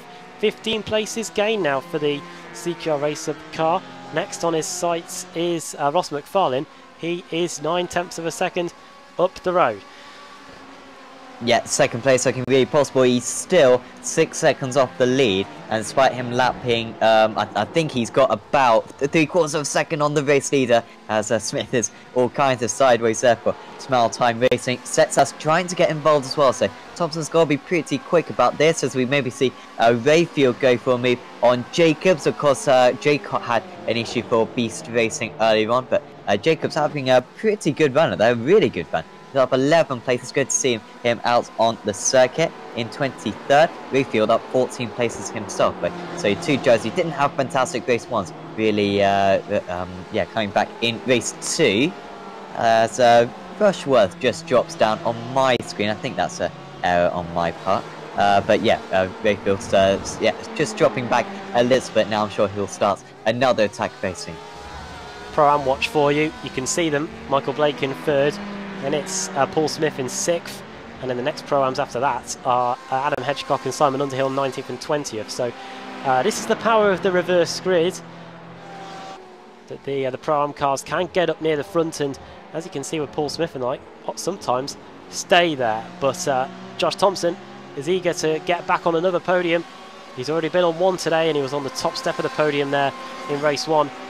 First, he's got to get by the Ferrari of Ross McFarlane, who's guarding that 4th place. Thompson goes to the inside into 130R. round the outside. Very close to contact. Thompson's got the speed on the outside, but McFarlane has the inside line and the shorter line, but Thompson's going to say nuts to that. Round the outside he goes, but he's just not able to get the move done, but he's going to surely get a better straight line speed. McFarlane knows it. He's going to cover the inside line as we come down the front straight. Thompson ducks to the outside, and he should have the speed. He's alongside, he's got the racing line, and he's going to swoop round the outside, and that was a move that started all the way back at 130 yard. Josh Thompson up to 4th, and now he's got 1.8 seconds to close to Michael Blake in 3rd, Sam. Good move. Yeah, that was a really good move at the turn 1. Lots of commitment needed, because if you just go a little bit wrong there, then it's easy to lose the rear end, because the rear end goes so light there. And if you go onto the onto the artificial grass as well, you're going off into Narnia. So that was really impressive there from Thompson to stick it round the outside. And I must say, this has been one of the best performances I think I've seen in this series so far this season. It's rare that a driver can go from about 20th on the grid to the top 5, but that's what Thompson's doing. But of course, it's about that consistency. And right now, if he can get a good race through, maybe just get a top 10, it would be a stellar day in the championship for him. Reverse grid watch for you as well. Currently in P22 is Tom Jacobs for Beast Racing. In fact, if we do get a 22 reverse grid for race 3, as the battle here between Danes and Macaulay reaches new levels, then it will be a Beast Racing front row. As here we go, this is the battle over 16th and 7th, 15th and 16th, I should say. Lane O'Connor has jumped to the pits. Dion Phillips has also retired back to the pit lane as well. So problem for the Excite Racing car and Lane O'Connor driving for XVR Green. They haven't had the best run of things today, but this is a good battle in the midfield. A bit further up the field, Michael Evdoka continues to struggle. This time it's Christian Rose that's trying to get by. The Porsche using an unconventional line. They're going through 130 yard, but all he's got to do is probably bide his time, and the Ferrari is probably going to have to yield that 11th place. It's a good showing by Evdoka, considering there's so many cars have been involved in issues, but Chris Danes is in issues, but he's been able to carry on and still maintain an 11th place finish so far. Yeah, of course, he got used to driving a damaged car at the end of Sebring when he put it off into the wall. Was really struggling with his tyres on that day. Shouldn't be so much of an issue out there, despite the track being some 41 degrees Celsius. This was how Danes dropped it then. So, of course, many of the drivers will be familiar with the with the 17x instant limits. No instant limit in this series, which is I think very welcome, because quite often you can be unfairly taken out, especially when the drivers are quite aggressive. You've got to be to gain some positions out there. As Josh Thompson will he go for the inside here? It's a very late move, and well, Michael Blake had to be all on his mirrors there to realise that the CQR and Dustmaster Movano driver was going through. Thompson up into the podium, but well, that one I talked about aggressive driving. Well, that was the epitome of it. Just trying to see if I can show you how that gap went down. It was about 1.8 seconds a moment ago, and Josh Thompson is now up into the podium positions. We had 20 cars reversed for race 2. He's been able to gain 17, and with just under 3 minutes to go in this one, he is now up into the podium positions again. Josh Thompson putting on a show here in the CQR race sub car. Sebastian Jobe, heard of him? He won all 3 races here in 2015 in the British Sim Racers Touring Car Championship. Don't think Thompson's going to be able to repeat that feat here in the World GT Championship, but he could definitely try and make sure that he gets 3 consecutive podium finishes, which will put him right back into contention in the championship. Sindre Setsas, Sam was mentioning him. Now he's trying to get past Paul Smith. Smith grimly holding on to that 4th position as we start the penultimate lap. The Ferrari looking to the inside and goes for it. Ferrari versus Porsche, and Paul Smith, who is having a stream of this race, the Race Spot TV commentator, not able to hold on there. And Sindre Setsas in the Corsim racing car. His teammate Carl Janssen in Strive today in race 2 has now been demoted down to 7th. Paul Smith might have just been hearing me, because he's now trying to launch a counter-attack here, but going through the S's, that is pretty difficult. And you can see from the gain graphic on the left-hand side how many drivers have, which drivers have done well from the reverse grid. Thompson, Setsas, and Macaulay. Dan Macaulay, we haven't really spoken about him. 2 of the standout names there on that one. some of the losers in the top 20, Underhill and Shield. As I think Jerome Kaiser may have crashed again here. He had a big flip in race 1. What's going to happen this time in race 2? Might have seen this before somewhere. Through the first corner he goes. It seems to be a regular issue, and it seems to be the Ferraris that seem to be getting involved in that. And good spin turn, I have to say. Not too much grip on the grass, that must be said. And everybody sees Kaiser and he gets going again. Yeah, had a couple of issues in race 1, didn't he, with the losing his bonnet relatively early on. Still got a decent result, and well, he'll be able to finish this race at least, but won't be much more than that. The turn 1 is so difficult with the rear end going so light, as I mentioned earlier, as we see Setsas and McFarlane. Setsas is going to go for it. He's been really clinical with his moves, but very safe at the same time. Maybe not quite as aggressive as Thompson, but I think he's done a really good job, and Setsas up into the top 5. And, well, this is going to be a really good day for him, I think, as long as, of course, he gets a good race 3. 2.5 seconds to catch up to Michael Blake, and then on the last lap. So I don't think that's going to happen for Sindre, but still more solid points for him. And that battle just behind McFarlane, Smith, and particularly Stevens, very close behind, and also Hackerson and Bunn are very close to one another. Palmer's off. That's going to elevate Thompson up to 2nd. Ben Palmer, and car 1, CQR GT racing car, going off at the first corner. We saw Jerome Kaiser do it in this spot a lap ago, and he was running in 2nd. Thompson was closing the gap. Don't know if the pressure got to him, but we're going to find out what's going to happen here. Going through the first corner, CQR GT car turns in. Slowing down, everything going fine. Was it the curb that may have done it? Not too sure. Thompson does well to avoid him, and Palmer even loses 3rd place to Michael Blake. So Blake is set to get a podium finish here. A Pro-Am driver doing exceptionally well, and he could be about to take the final trophy on the rostrum as Paul Smith is dropping down the order. There's something kicked off here. Got a bit of yeah, a bit of rear wing damage. Oh yeah, he's got a little bit of front end damage as well.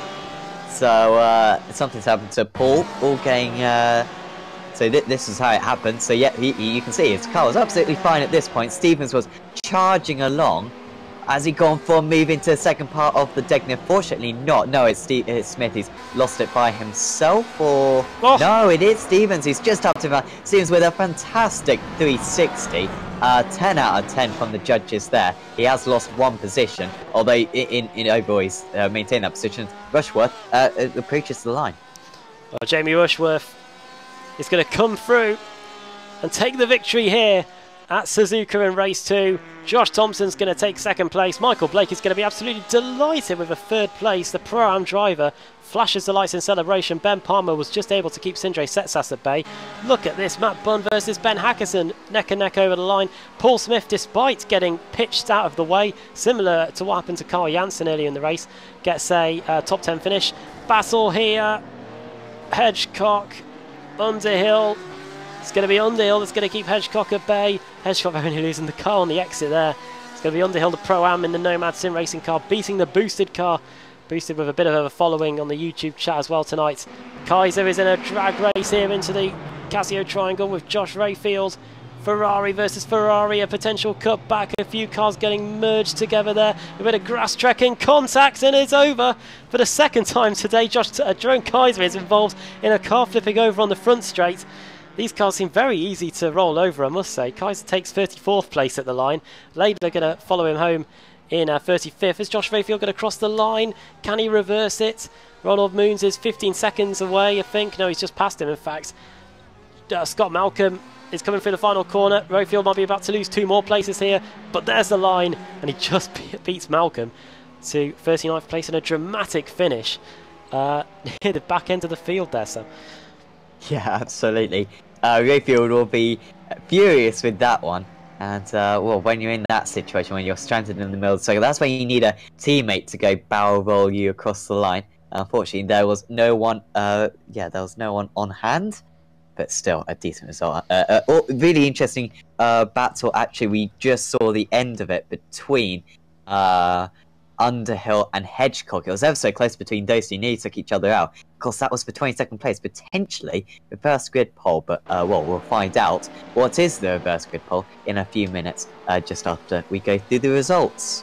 Yeah, Jamie Rushworth returning to the pits. It was Josh in race 1, it was Jamie in race 2, both of them driving for CQR. It was CQR Race Hub that won race 1, it was CQR GT that's a victorious in race 2, and word out to the Simmortal team as well for the victory in race 3. It was race 2 for the Pro-Am team. It was Smile Time in race 1.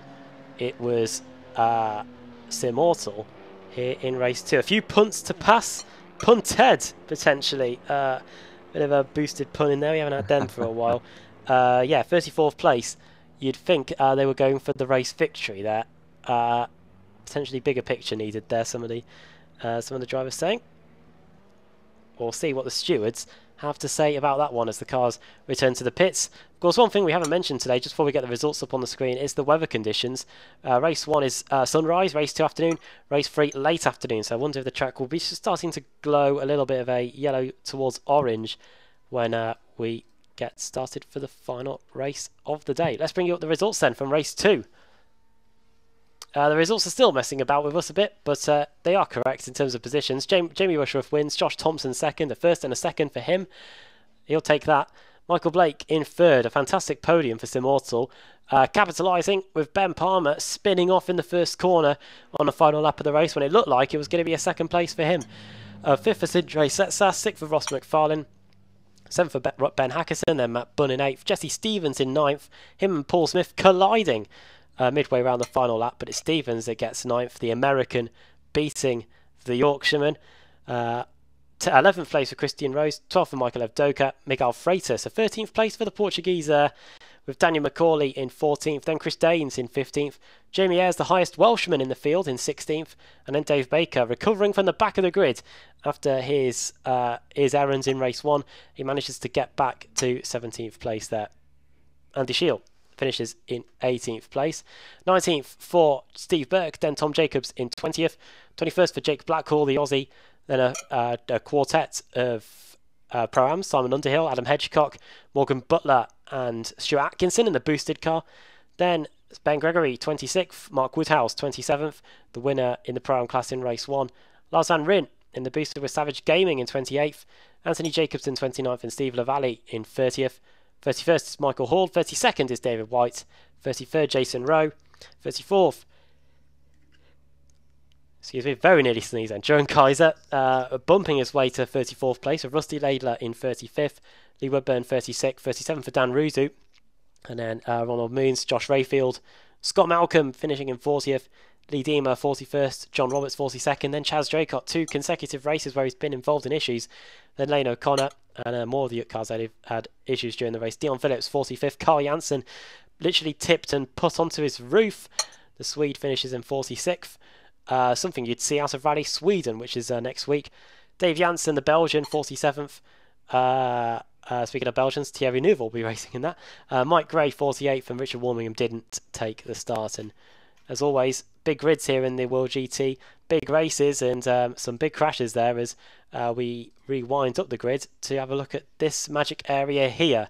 If it's 22, it's going to be Simon Underhill on the pole with Jake Blackhall alongside him.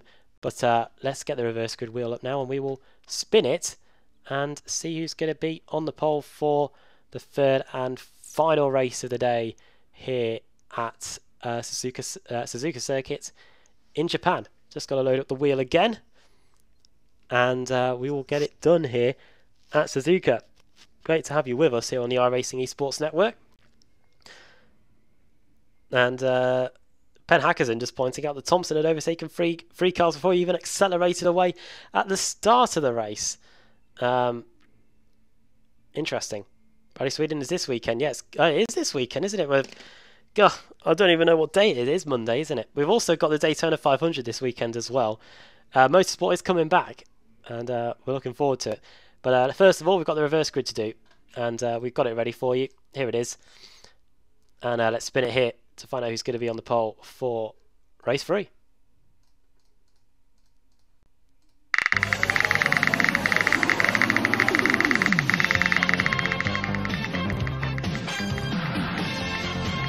small one this time.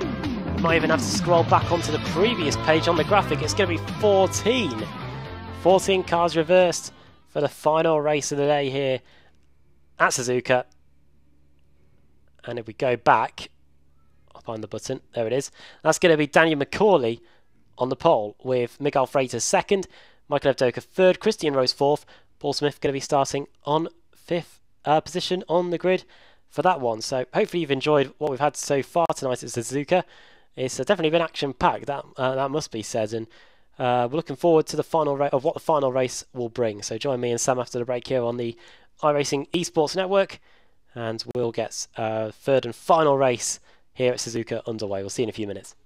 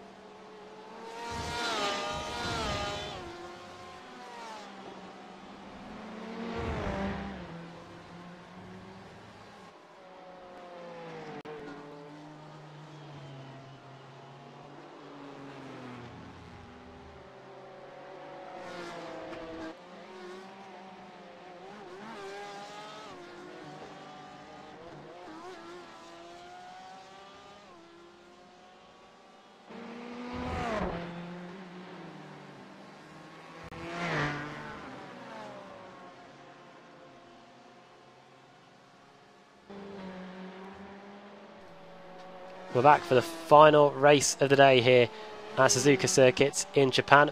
Hopefully you've enjoyed the action that we've had so far tonight. If you have, make sure to give us a like and a subscribe and turn on the post notifications as well by clicking the bell, and you'll be made aware of when we are live here on the iRacing Esports Network. Plenty of action as well to come, plus of course the NASCAR Pro Draft happened on this very channel a couple of weeks ago. What an event that was. Can't wait to see what it's going to look like when the series actually gets going.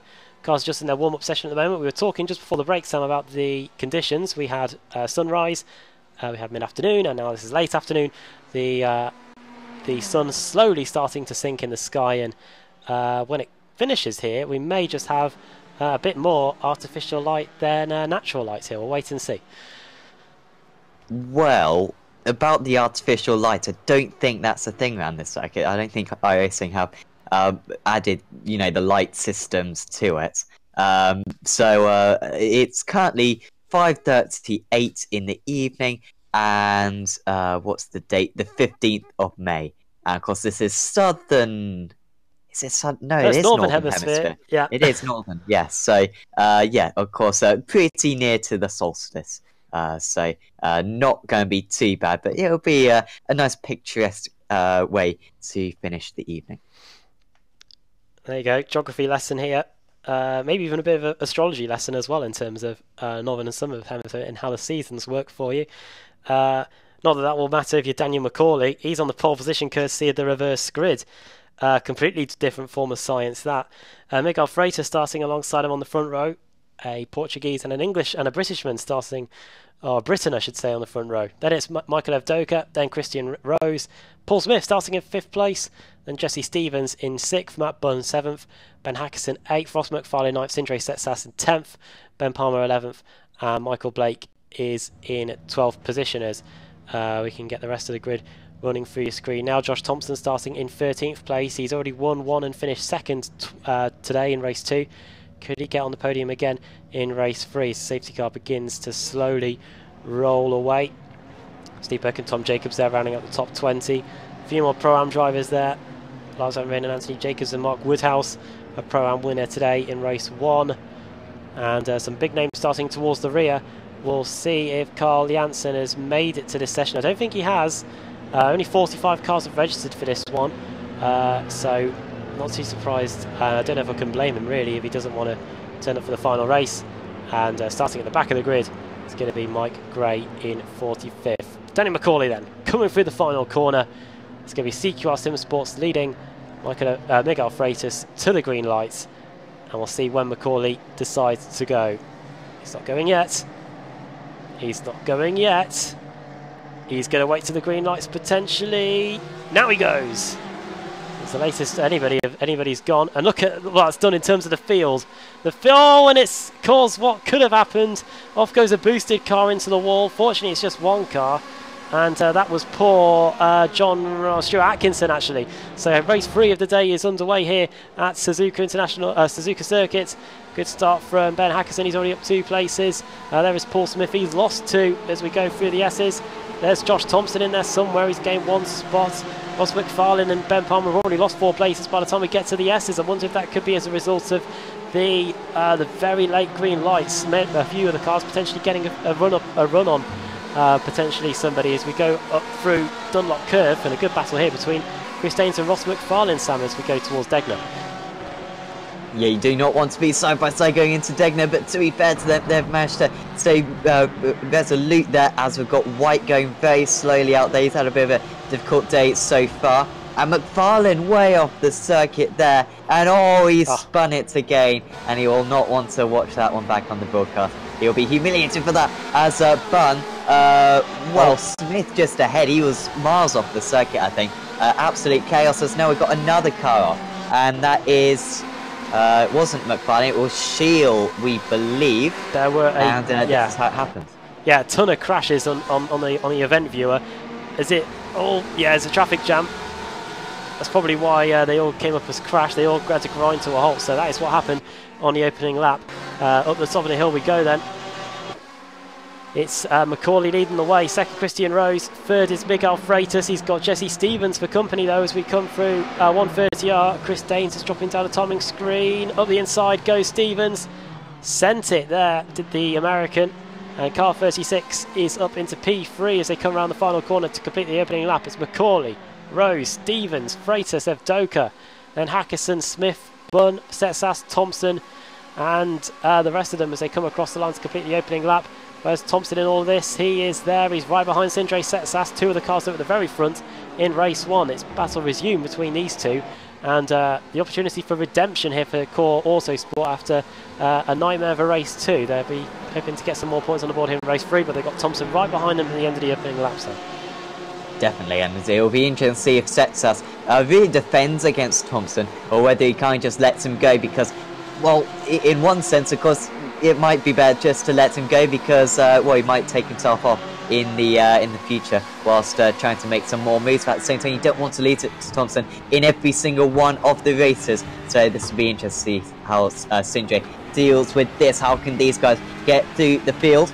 Not many moves currently going on. I think Smith and Bunn are quite close. Just ahead as Thompson goes for it. Down the inside of Setsas. He loves that move. It's the Kobayashi S overtake. And he's got the move down on Sindre Setsas. And that is really important. And you can see how close he is straight away onto the back of his teammate, Matt Bunn. That was very near. I thought he hit him. I thought we heard contact as well. Doesn't look like too much damage as resulted from it. Oh, and Setsas sends it back up the inside. Anything you can do, he says. And Thompson gets a face full of Ferrari. Now he's going to be riled. These two are going to go at it now up the hill. This is what we've been hoping for all evening. Josh Thompson v Sindre Setsas. Two drivers birding for the championship. They're rubbing door handles as they go through 130R. They're even inventing their own part of the track. Off into the wall goes one of the CQR cars. That might cause absolute chaos behind. That was Matt Bunn. I think he's rejoined just behind Josh Thompson, in fact. No, there he is. That's his Matt Bunn. And he's been a bit of a stopper in the bottle there. He stopped Sindre Setsas and Josh Thompson from causing more chaos going into 130R then. But there were cars everywhere, Sam, going through 130R there. Yeah, Setsas was mighty round the outside there, just went from absolutely nowhere to get past Matt Bunn, potentially an injured Matt Bunn now, and Thompson just about getting that move done, but that is not going to be over yet. What a duel between these two. This is what we want to see with this. We want to see a proper rivalry between these two drivers. They're going to be top two in the championship if it stays like this coming out of this round, and hopefully we'll see plenty more of these battles to the end of the championship. This is what happened to, well, this is how Hackerson got past Evdoka then, and another really good move around the outside. Hackerson at this point still hasn't got the move done. Evdoka will try to push him out, but the Ford has very much established that outside line. He's earned the right to be there, and he's managed to move ahead. So Evdoka falling back a little bit. Remember, he was race the winner at Road America earlier on in the season, but not quite having the same pace around this Suzuka circuit. Quick check on the Pro-Ams for you. Paul Smith, as he was for the start of race 2, he ended up finishing second highest Pro-Am. He's currently leading the way in the Pro-Am chase, as down the order is Daniel Macaulay, because he's off at Spoon. What happened to the CQR Sim Sports car here? We'll see in a moment if he's going to lose another place, because here comes Ben Hackerson. Drag race. The Porsche now getting the speed because he took the widest line possible because he was off the circuit, and now the Ford has to slot in behind. That could also be a factor that the Porsche may just have slightly quicker straight line speed than the Ford, but for now it's the flat 6 leading the turbo, and a lot of locked brakes going through the Casio triangle, and I think Macaulay might just be about to be set up by Ben Hackerson as I throw it to Sam Fitzpatrick as we come across the line. Yeah, going through now is Hackerson then. Oh, he's just behind, but we've seen the outside line and the inside line work well, but there you go, this time it's the inside. Easy ahead, Hackerson. There is Thompson, and Setsas just ahead. So Evdoka's still running in 6th place, I was being a little bit harsh to him earlier on, falling down the field. Oh, and now Palmer is falling down the field. He's had a really good day, has Ben Palmer, but this has certainly put a cork in his, well, in that metaphorical bottle. And yeah, Palmer spinning round. Seems as though it was an incident with the Northern Lights Racing car. He's tried to go around the outside there. Oh, he's just got on the AstroTurf. And that's what I was talking about earlier on. Obviously put off as well by the CQR driver just ahead. And that combination of factors has ended up him losing quite a few positions. Danny McCauley locking the brakes again. I think that was Christian Rose, I think, the Porsche there that we saw taking evasive action going through the first corner. Might have been actually David Baker. In fact, it was Baker. Apologies to Christian Rose for that. But yeah, that was Dave Baker that was going all sorts of wayward going through the first corner. Now this could probably be the metaphorical concertina, and it's ever slowly starting to get wound up a bit, because Danny McCauley, here he is in 5th. Behind him is Michael Evdoka in 6th, who looks like he's sustained a bit of damage. No, the car's just fine, it's just a paint scheme. He's got Setsas right behind him though, and Josh Thompson keeping a watching brief. Setsas looking to the inside into 130R, and I thought he was going to go for a move that may have resulted in chaos. Thompson might though fancy his chances into the Casio triangle. They're going to split. They very nearly split Michael Evdoka, but what oh dear, it's kicked off here. As Sindre Setsas resulting in a bit of contact. Around goes the Porsche. Paul Smith is off. He's going to try and spin turn it, is he? There's the Armco barrier. He's going to have to do a reverse turn, but he's got the whole field racing past him on the inside. He thinks about it, and he's going to have to wait for the whole field to go by. He's definitely watching the whole field go by. We can see there they all fly by, and it's going to be painful for him. But what an opportunity. A top 10 results goes begging for Paul Smith there. Yeah, it all ends up with Hackerson, McCauley, and then Setsas. So Setsas really lost out there. Must make some extra contact with Evdoka or something, and that really cost him a lot of time. Now Thompson's back onto his start. And these two, at least in this race, do not like each other. I think they are desperate to beat one another. Forget the percentages, forget the points. They just want to finish ahead. And currently 6th and 7th this battle. And it's allowed McCauley to really pull away now, 1.75 seconds ahead. As just a little bit of a lock-up as well for the drivers ahead. These two are undoubtedly going to catch up to the few drivers up the road. Of course, out in the lead, it's Rose and Stevens separated by about 1.5 seconds. That's the main battle for the lead. And Freitas, what a good job Freitas is doing, holding on to P3. He's really showing some good pace today. Qualifying, he was in the top 25, I believe, so he's clearly very fast. I'm not sure if he's going to be able to hold on to this 3rd place, because he's got 4 very quick drivers closing in on him. Yeah, he's got Hackerson right with him now. He can just about see Setsas and Thompson in the background as well as they go through 130R. The speed that Hackerson carries through there, just not enough to get him up the inside. He might try and set him up through the final corner here. You can see the green lights on the door of the Ferrari indicating that Freitas is in 3rd position. He had that confirming you as well. Chris Daines is dropping down the order, and that's because he's off at 130R. The Northern Ice Racing GT Mega car has definitely crashed. See what happens here. He's trying to get past the Simmortal car. Up the inside he goes. That's fine. He puts the power down on the AstroTurf and signs his own death certificate then. Off goes Chris Daines, the car 900 into the wall. And he's had to return to the pits. Yeah, should still finish on the lead lap at least. As McCauley, Hackerson's got ahead of Freitas then. And now goes McCauley. Ooh, that would have been ambitious. He wants to get this move done right now because Setsas and Thompson are closing in on these guys. Not very quickly because Setsas, of course, does have a bit of damage and is defending from Thompson, but they are going to catch by the end of this race. So McCauley really feels the need to get this one done nice and quick and then go chase after Hackerson. Will the hairpin be an opportunity? No. But that Porsche so far today, seemingly very quick down the straight. Of course, if anyone has any information on the balance of performance of these cars, please let us know what the strengths and weaknesses are. Certainly, from what I've seen, the Porsche seems a pretty lethal object down these long straightaways. Well, I did get sent over a very handy document by Jeroen Kaiser, and he can shed some light on it for us. The GTE cars are used, obviously. In general, the Ford is the quickest, but the hardest to drive and drops a bit more. So the Porsche's good through the corners, and we're on board with the Porsche here. Probably the Ferrari is the most stable and has the highest top speed, but not the best acceleration. But we're looking at the Ferrari here as we ride on board with the Porsche, going into the Casio triangle with Daniel McCauley trying to chase down Miguel Freitas. Ben Hackerson 9/10 of a second up the road. Very nearly sneeze again then. Setsas and Thompson will surely start to get closer to this. In fact, they've just about arrived as we come over the timing line. Quick little look at what's going on in the midfield. This is a nice battle. This is between Dion Phillips and Dave Baker, a resurgent Dave Baker who's trying to get back through the field. Dan Russo has apparently crashed again. He's currently down in 42nd place, the last car on the lead lap. So problems for him, but a decent scrap here as we rejoin the battle here with Michael Evdoka and Jamie Rushworth. And that is Evdoka getting by Rushworth back into 9th position. Another scrap between Fitzpatrick Motorsport and CQR GT. Rushworth, of course, the race 2 winner earlier on, as we are now 12 minutes into the 20-minute race here. So just under 8 minutes to go as things start to get ever more closer in this battle for what is quickly becoming 4th rather than a battle for 3rd, as Hackison starts to ever so slowly stretch his legs.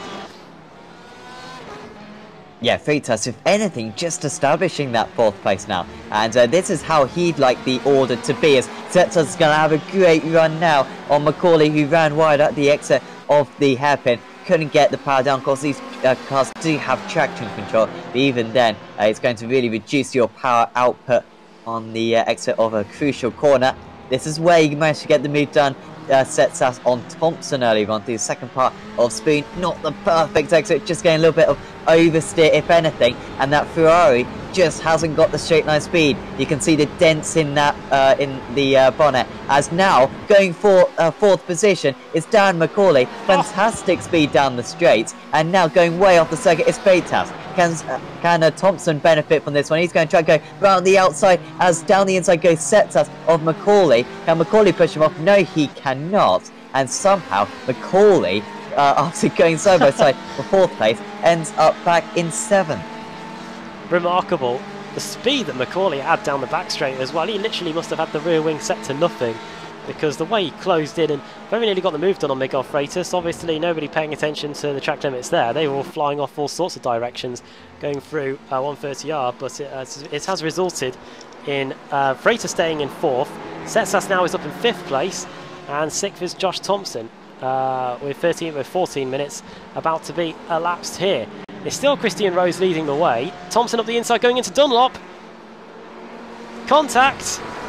Off goes Setsas. Rescues it. But Thompson is through into 5th. Setsas down to 7th in all that. Doesn't look like he's picked up too much damage. We're going to have to wait and see if he can close that gap back up again. But really caught him unaware then. Sam going up the inside going through Dunlop. Yeah, he didn't want to let it go, but I think Thompson established that one, and Setsas tried to really take quite a tight line, but I think Thompson had the corner, to be honest. And Setsas just being forced off, but that could be the birth of a rivalry, which hopefully we'll see. But plenty more rounds. Setsas should almost certainly be the championship leader coming out of this round. But of course, he's going to be very close with Thompson and Rose right on his tail. And now Thompson, it's kind of cleared the way for him. Now just got Freitas to, Freitas to pass, and then a few more seconds up to Hackison. Or Freitas defend. He seems a little bit defenceless here as Thompson goes down the inside and up into the top 4. There you go. He's got 5 minutes to close, 2.9 seconds to Ben Hackison. You can hear the growl of the Ford GT there going through the final corner. Thompson, he finished 1st in race 1, he finished 2nd in race 2. He will be eager to try and continue the trends with a 3rd in race 3. We'll probably hear from him after the race as well, as Sindre Setsas now lines up Daniel Macaulay. This is the 5 for 6th and 7th. Did mention that the headlights were starting to have a bit of a stronger presence than the actual sunlight itself here as the night time closes in here at Suzuka. Tell you what, the gap for the lead is starting to close in a little bit, isn't it? If you can see from the intervals at the top of the screen, 4/10 of a second separating Christian Rose and Jesse Stevens. And we could be about to have another Porsche versus Ferrari battle on our hands. Following the demise of Paul Smith, the Pro-Am battle shapes up like so. It's Michael Blake leading the way there.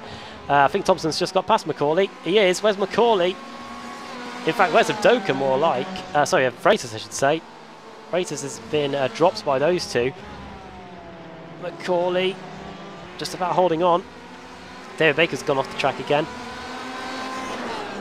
And I wonder if we can quickly just see what resulted in Miguel Freitas getting past. Here's a replay of it all. It's the Supercar Sim Sports car of Macaulay here, chasing the Ferrari of Freitas. The Portuguese have been running up in third until very late on. See what happens. It's going to be what Thompson did to Setsas earlier. On the inside he goes. This time they don't make contact, unlike Setsas and Thompson, but that's how the move was done, and he got stuck on that outside, Sam, and it's resulted in him losing a few places there. Yeah, it's a difficult balance because at one point you don't want to be kind of a little bit embarrassed and being overtaken at that corner. At the same time, of course, you can lose so much more if you try to stake it round.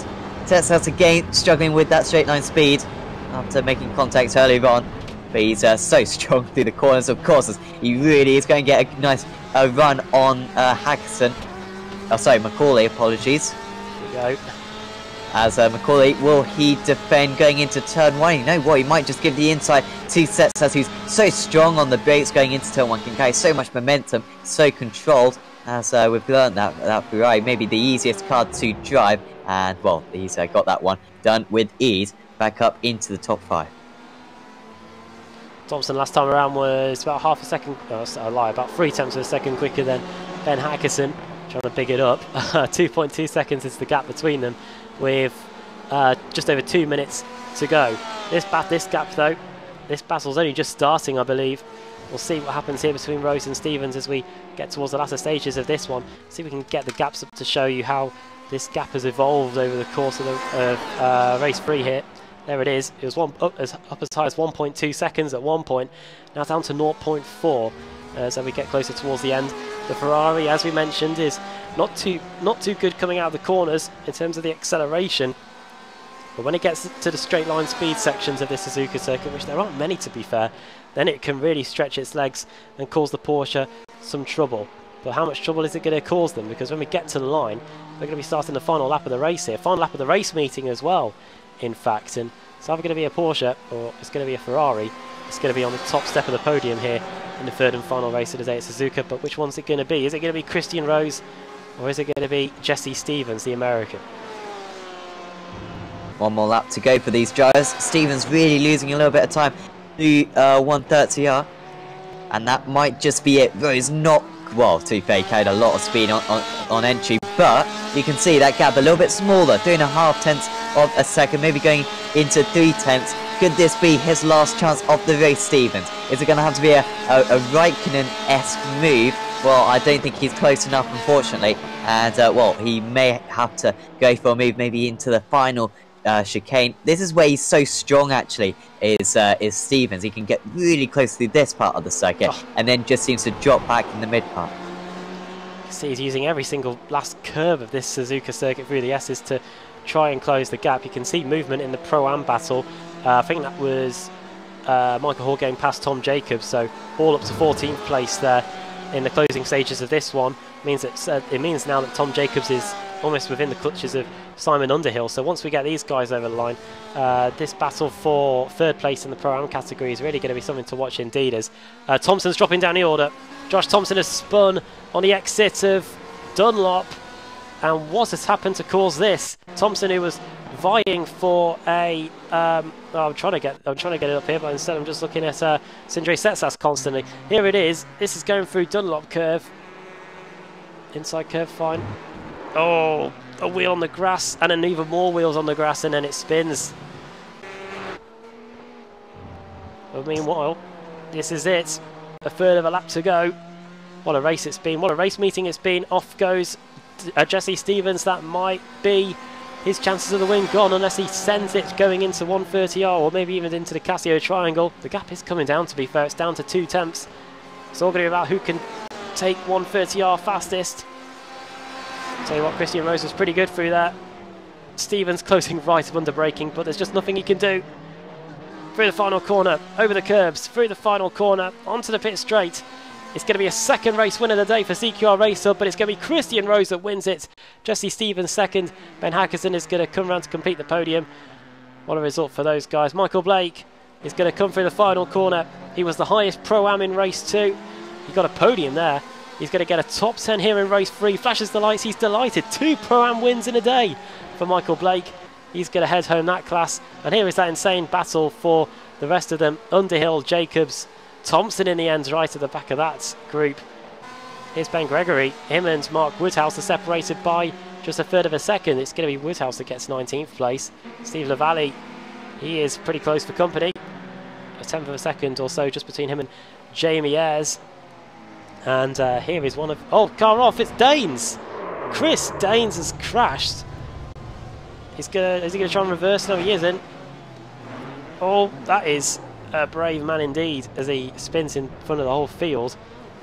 And what happened to cause that? Because at the moment in time, when that happened... Oh. Well, there's Kimi Räikkönen getting lost to Interlagos, and then there's that. Chris Danes trying out the West layout pit, I think they're going... Oh, and then he pays the price with a trip to the tyre barrier. Shades of I believe that was Jerome D'Ambrosio who did that at Suzuka back in 2011. Yes, not the end of the day that Chris Danes wanted. And, well, I'm sure he'll be back at Monza. And, yeah, we'll not want to see that one again. What a great day of racing once again, though, of course. And it's interesting that Thompson literally drove, I think a good 60 minutes of perfect driving, and then it was just that one mistake which has plummeted him down the order. He may not even be second place in the championship anymore. It really does give the boost back to Sindre Setsas and Christian Rose as well. And just that consistency he maybe needs to work on. But what performance that was from Christian Rose. So resolute in defence. Did not make a single mistake. And really, it was... really, Stevens never really got close to making the overtake. There we go. As the cars head back to the pits, can bring you the final results from the final race of the day here at Suzuka in the World GT Championship. Just 0.2 of a second in the end between Christian Rose and Jesse Stevens. And in third for Ben Hackerson. Fourth for Sindre Setsas. The Norwegian will be pretty happy with that. Daniel Macaulay rounds out the top 5 in a CQR Sim Sports car. Miguel Freitas, the Portuguese, may have been on the podium for a while, but the car 999 will be pretty happy, I reckon, with a top 6 finish. Matt Bunn, 7th, despite going off the track and giving us a bit of a heart attack when he was battling with Thompson and Setsas earlier. Jimmy Rushworth in 8th, Jake Blackhall in 9th. A consistent evening for the Aussie there. Michael Blake in 10th, the highest again. 2 out of 3 races tonight for him. Michael Evdoka finishing in 11th, 12th for Steve Burke, then Michael Hall, Tom Jacobs and Simon Underhill there, 2 Pro-Ams. Then Josh Thompson in the end finished 16th. Someone saying on the YouTube chat, karma for what he did to Setsas earlier on. Except it was 10 times worse. Oh, yeah, 10 times worse for Thompson, that spin. Rusty Laidler, 17th. Adam Hedgecott finishing in 18th place. Then 19th for Mark Woodhouse, then Ben Gregory. Dion Phillips in 21st. Dave Baker will be on the flight out of here as we speak, I think. It just hasn't been his evening here at Suzuka. Then Jason Rowe, Blaine O'Connor, Steve Lavalley, Jamie Ayres, the Welshman in 26th. 27th for Lars van Rijn, and Ronald Moons finishing in 28th, the Belgian. 29th for Ross McFarlane, 30th for Ben Palmer, car 1. Another spin at the first corner for him today. Took him out of a podium in race 2, and it set him back here in race 3. Andy Shield 31st, then Paul Smith. He had to see the whole field go by him and his small-time racing car. Then John Roberts, David White, Lee Woodburn, Scott Malcolm finishing in 36th place. Lee Deemer finishing in 37th. Chaz Draycott managed to finish on the lead lap in race 3 there, but was over a minute behind in the Beast racing car. Then, oh God, I've gone too far. Then it's Chris Danes and Anthony Jacobson. And then at the back it's Dan Rusu. Stuart Atkinson, 2 laps down. He was the car that was off before we even got to the green lights when the field all bunched up. And it was Josh Rayfield and Mike Gray, both 11 laps down to complete the evening here at Suzuka. Right then, I believe we do have drivers waiting to talk to us, as I'm just trying to find the interview button here on the overlay as we go to the Discord and see who's waiting to talk to us. We've got a abundance of drivers. We will start with our race 1 winner in Josh Thompson, I believe. So we'll get him up. It's been an eventful evening. When is it ever not an eventful race meeting for Josh Thompson? He joins us now. Josh, first of all, well done on the win and the second in race 2. You were going for the third there in race 3, but Dunlop curve seemed to be the highlight, and and a bit of a sting in the tail for your evening. Tell us about it all, really. Yeah, that was it was unlucky. I just dipped a wheel, and there it pulls you off the track. Pulled me off the track, tried to get back on the track, and as I tried to get back on the track, it just snapped around. So annoying, because I seem to not have any luck in race 3 anymore. So I have a good first and second race. Race 3 was looking good once again, just like Watkins, just like Road America, and then, yeah, that happened. So I'm a bit miffed. Well, I can't really blame anyone but myself.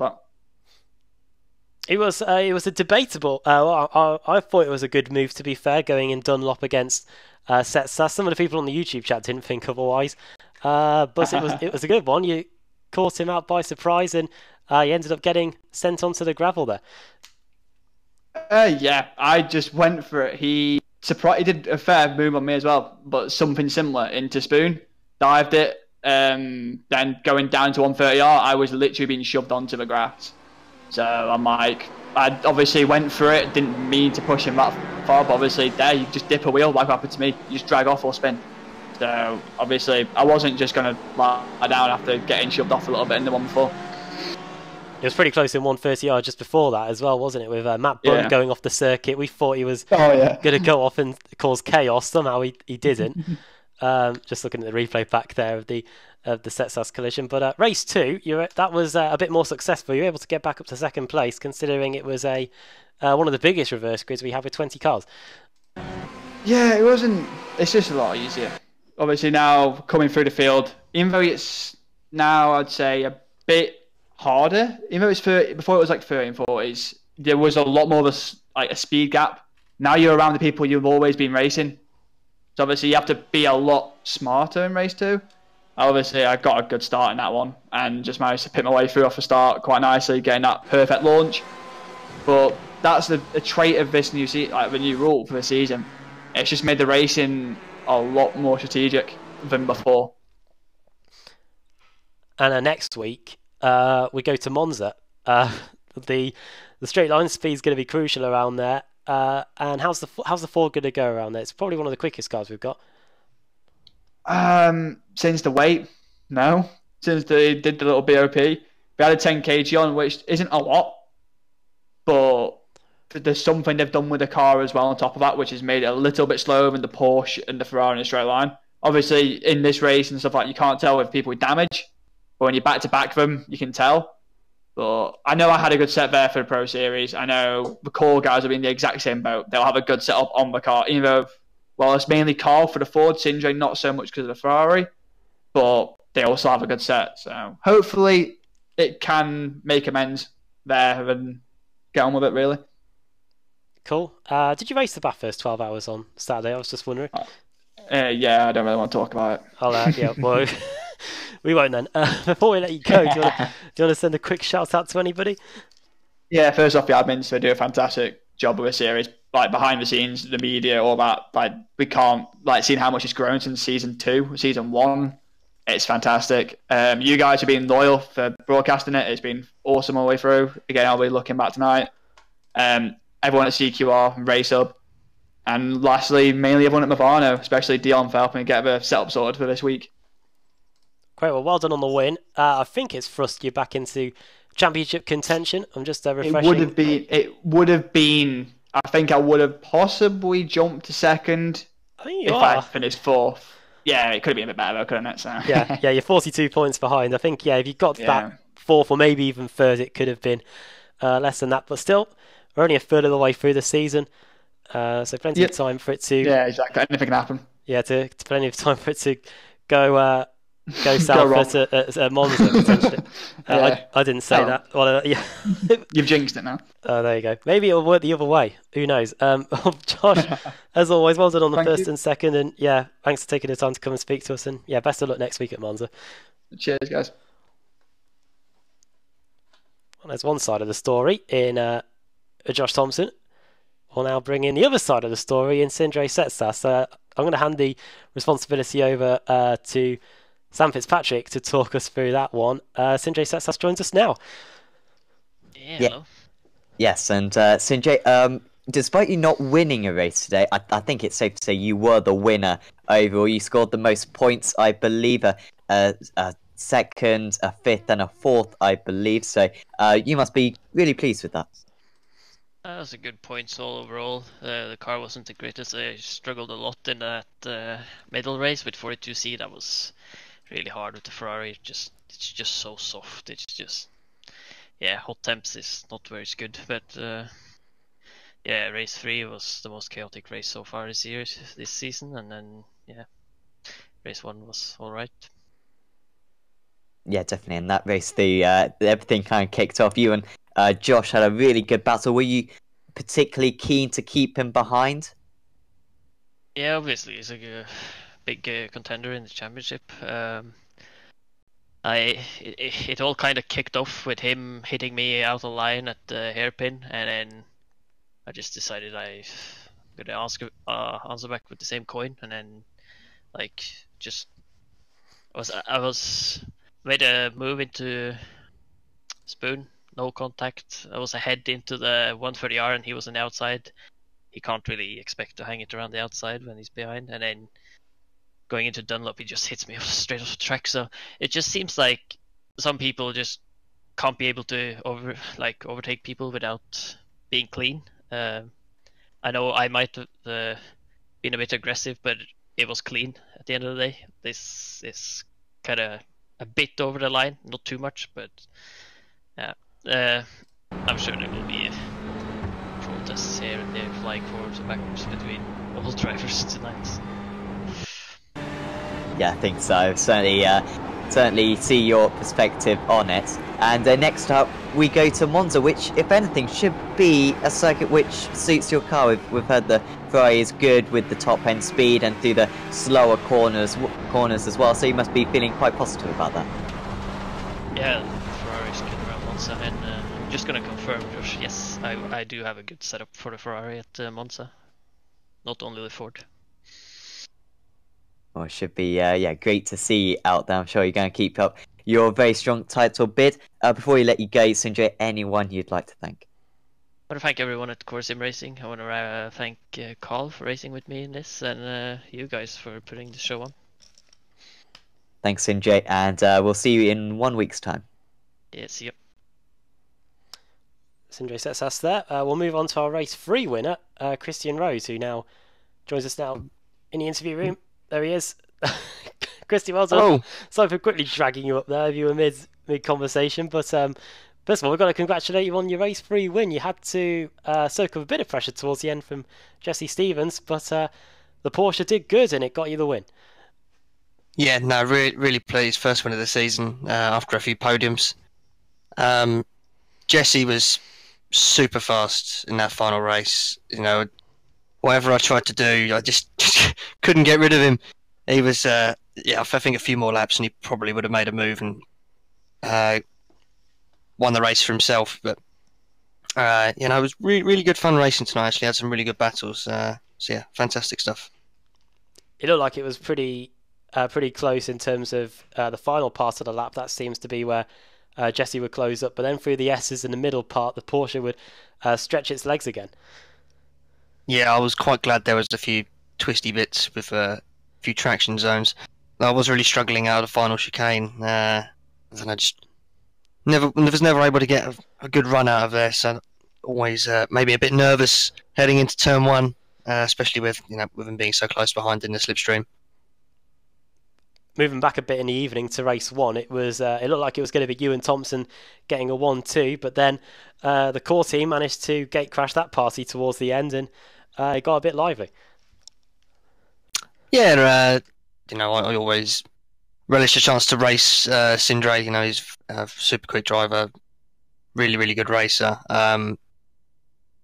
My pace just fell off a cliff towards the end of that first race, and I thought, if I try and hold him up, I'm going to bring a load more people into this fight, and I don't really want that. So I thought, okay, if I just let him go, I'll just follow him home, take the P3, take the points, because consistently good finishes are what make championships, and that's what we're at. That's what we're aiming for.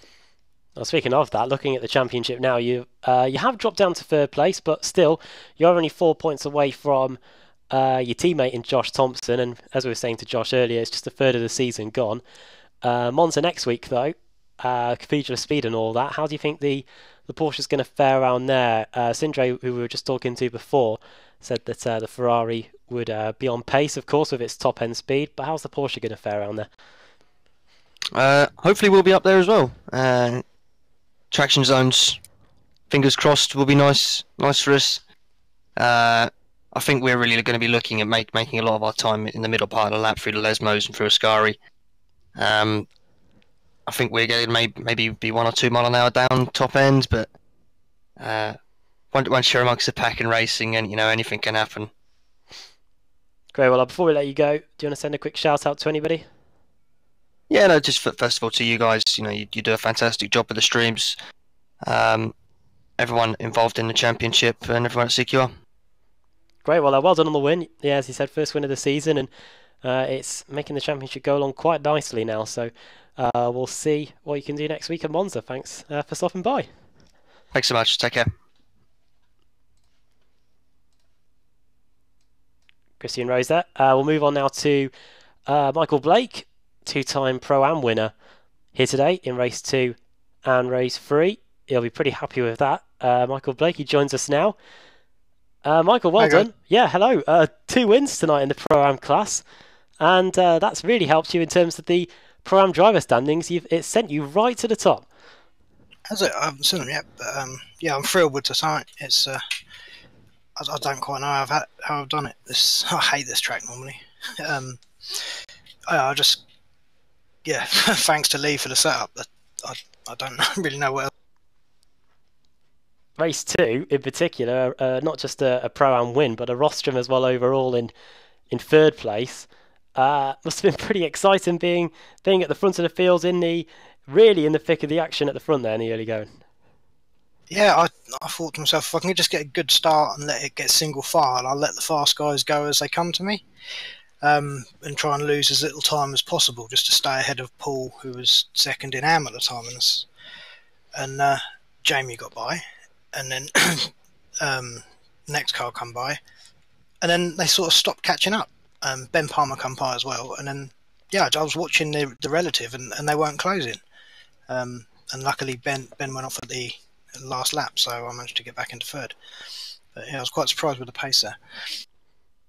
And then in race 3, a similar situation to race 2. In fact, Paul Smith was at the head of the Pro-Am field, and then obviously he had his spin going through the final corner, and then you were able to benefit again and come round for another strong result. Yeah, I just tried to keep it clean in that one, and quite a few cars got past in that one. But I don't know what happened to Paul. I didn't see it start. I just saw him going off to the right. I don't know if he got tagged or just got on the grass on exit. But I feel sorry for him because he drove really well tonight. Monza next week then. How's the Porsche going to fare around there? We spoke to a number of drivers just afterwards. We spoke to Sindre, who's obviously going to be behind the wheel of the Ferrari, and Christian Rose was pretty confident about the traction zones for the Porsche. Do you reciprocate that view as well? Do you reckon that's going to be where the Porsche is going to be at its best, coming out of the zones where you need those wheels on the deck? Yeah, I hope so. The Porsche's been pretty good like that most of the season, but in some of the tracks we have found this season we do struggle on straight line speed, so it's probably going to even itself out, and I don't know, it should be pretty close. Great, well done. And before we let you go, do you want to send a quick shout out to anybody? Drive Doctors and Dragon Internet, our sponsors, and Simmortal, obviously, you guys for the great broadcast, and the admins and for all the hard work they do put in. Great, well done on the evening tonight. A 3rd place trophy overall and 2 Pro-Am wins as well, and the championship lead too. So pretty good evening as far as all's concerned. And yeah, thanks for taking the time to come and speak to us tonight. Thanks, guys. I'll see you next week.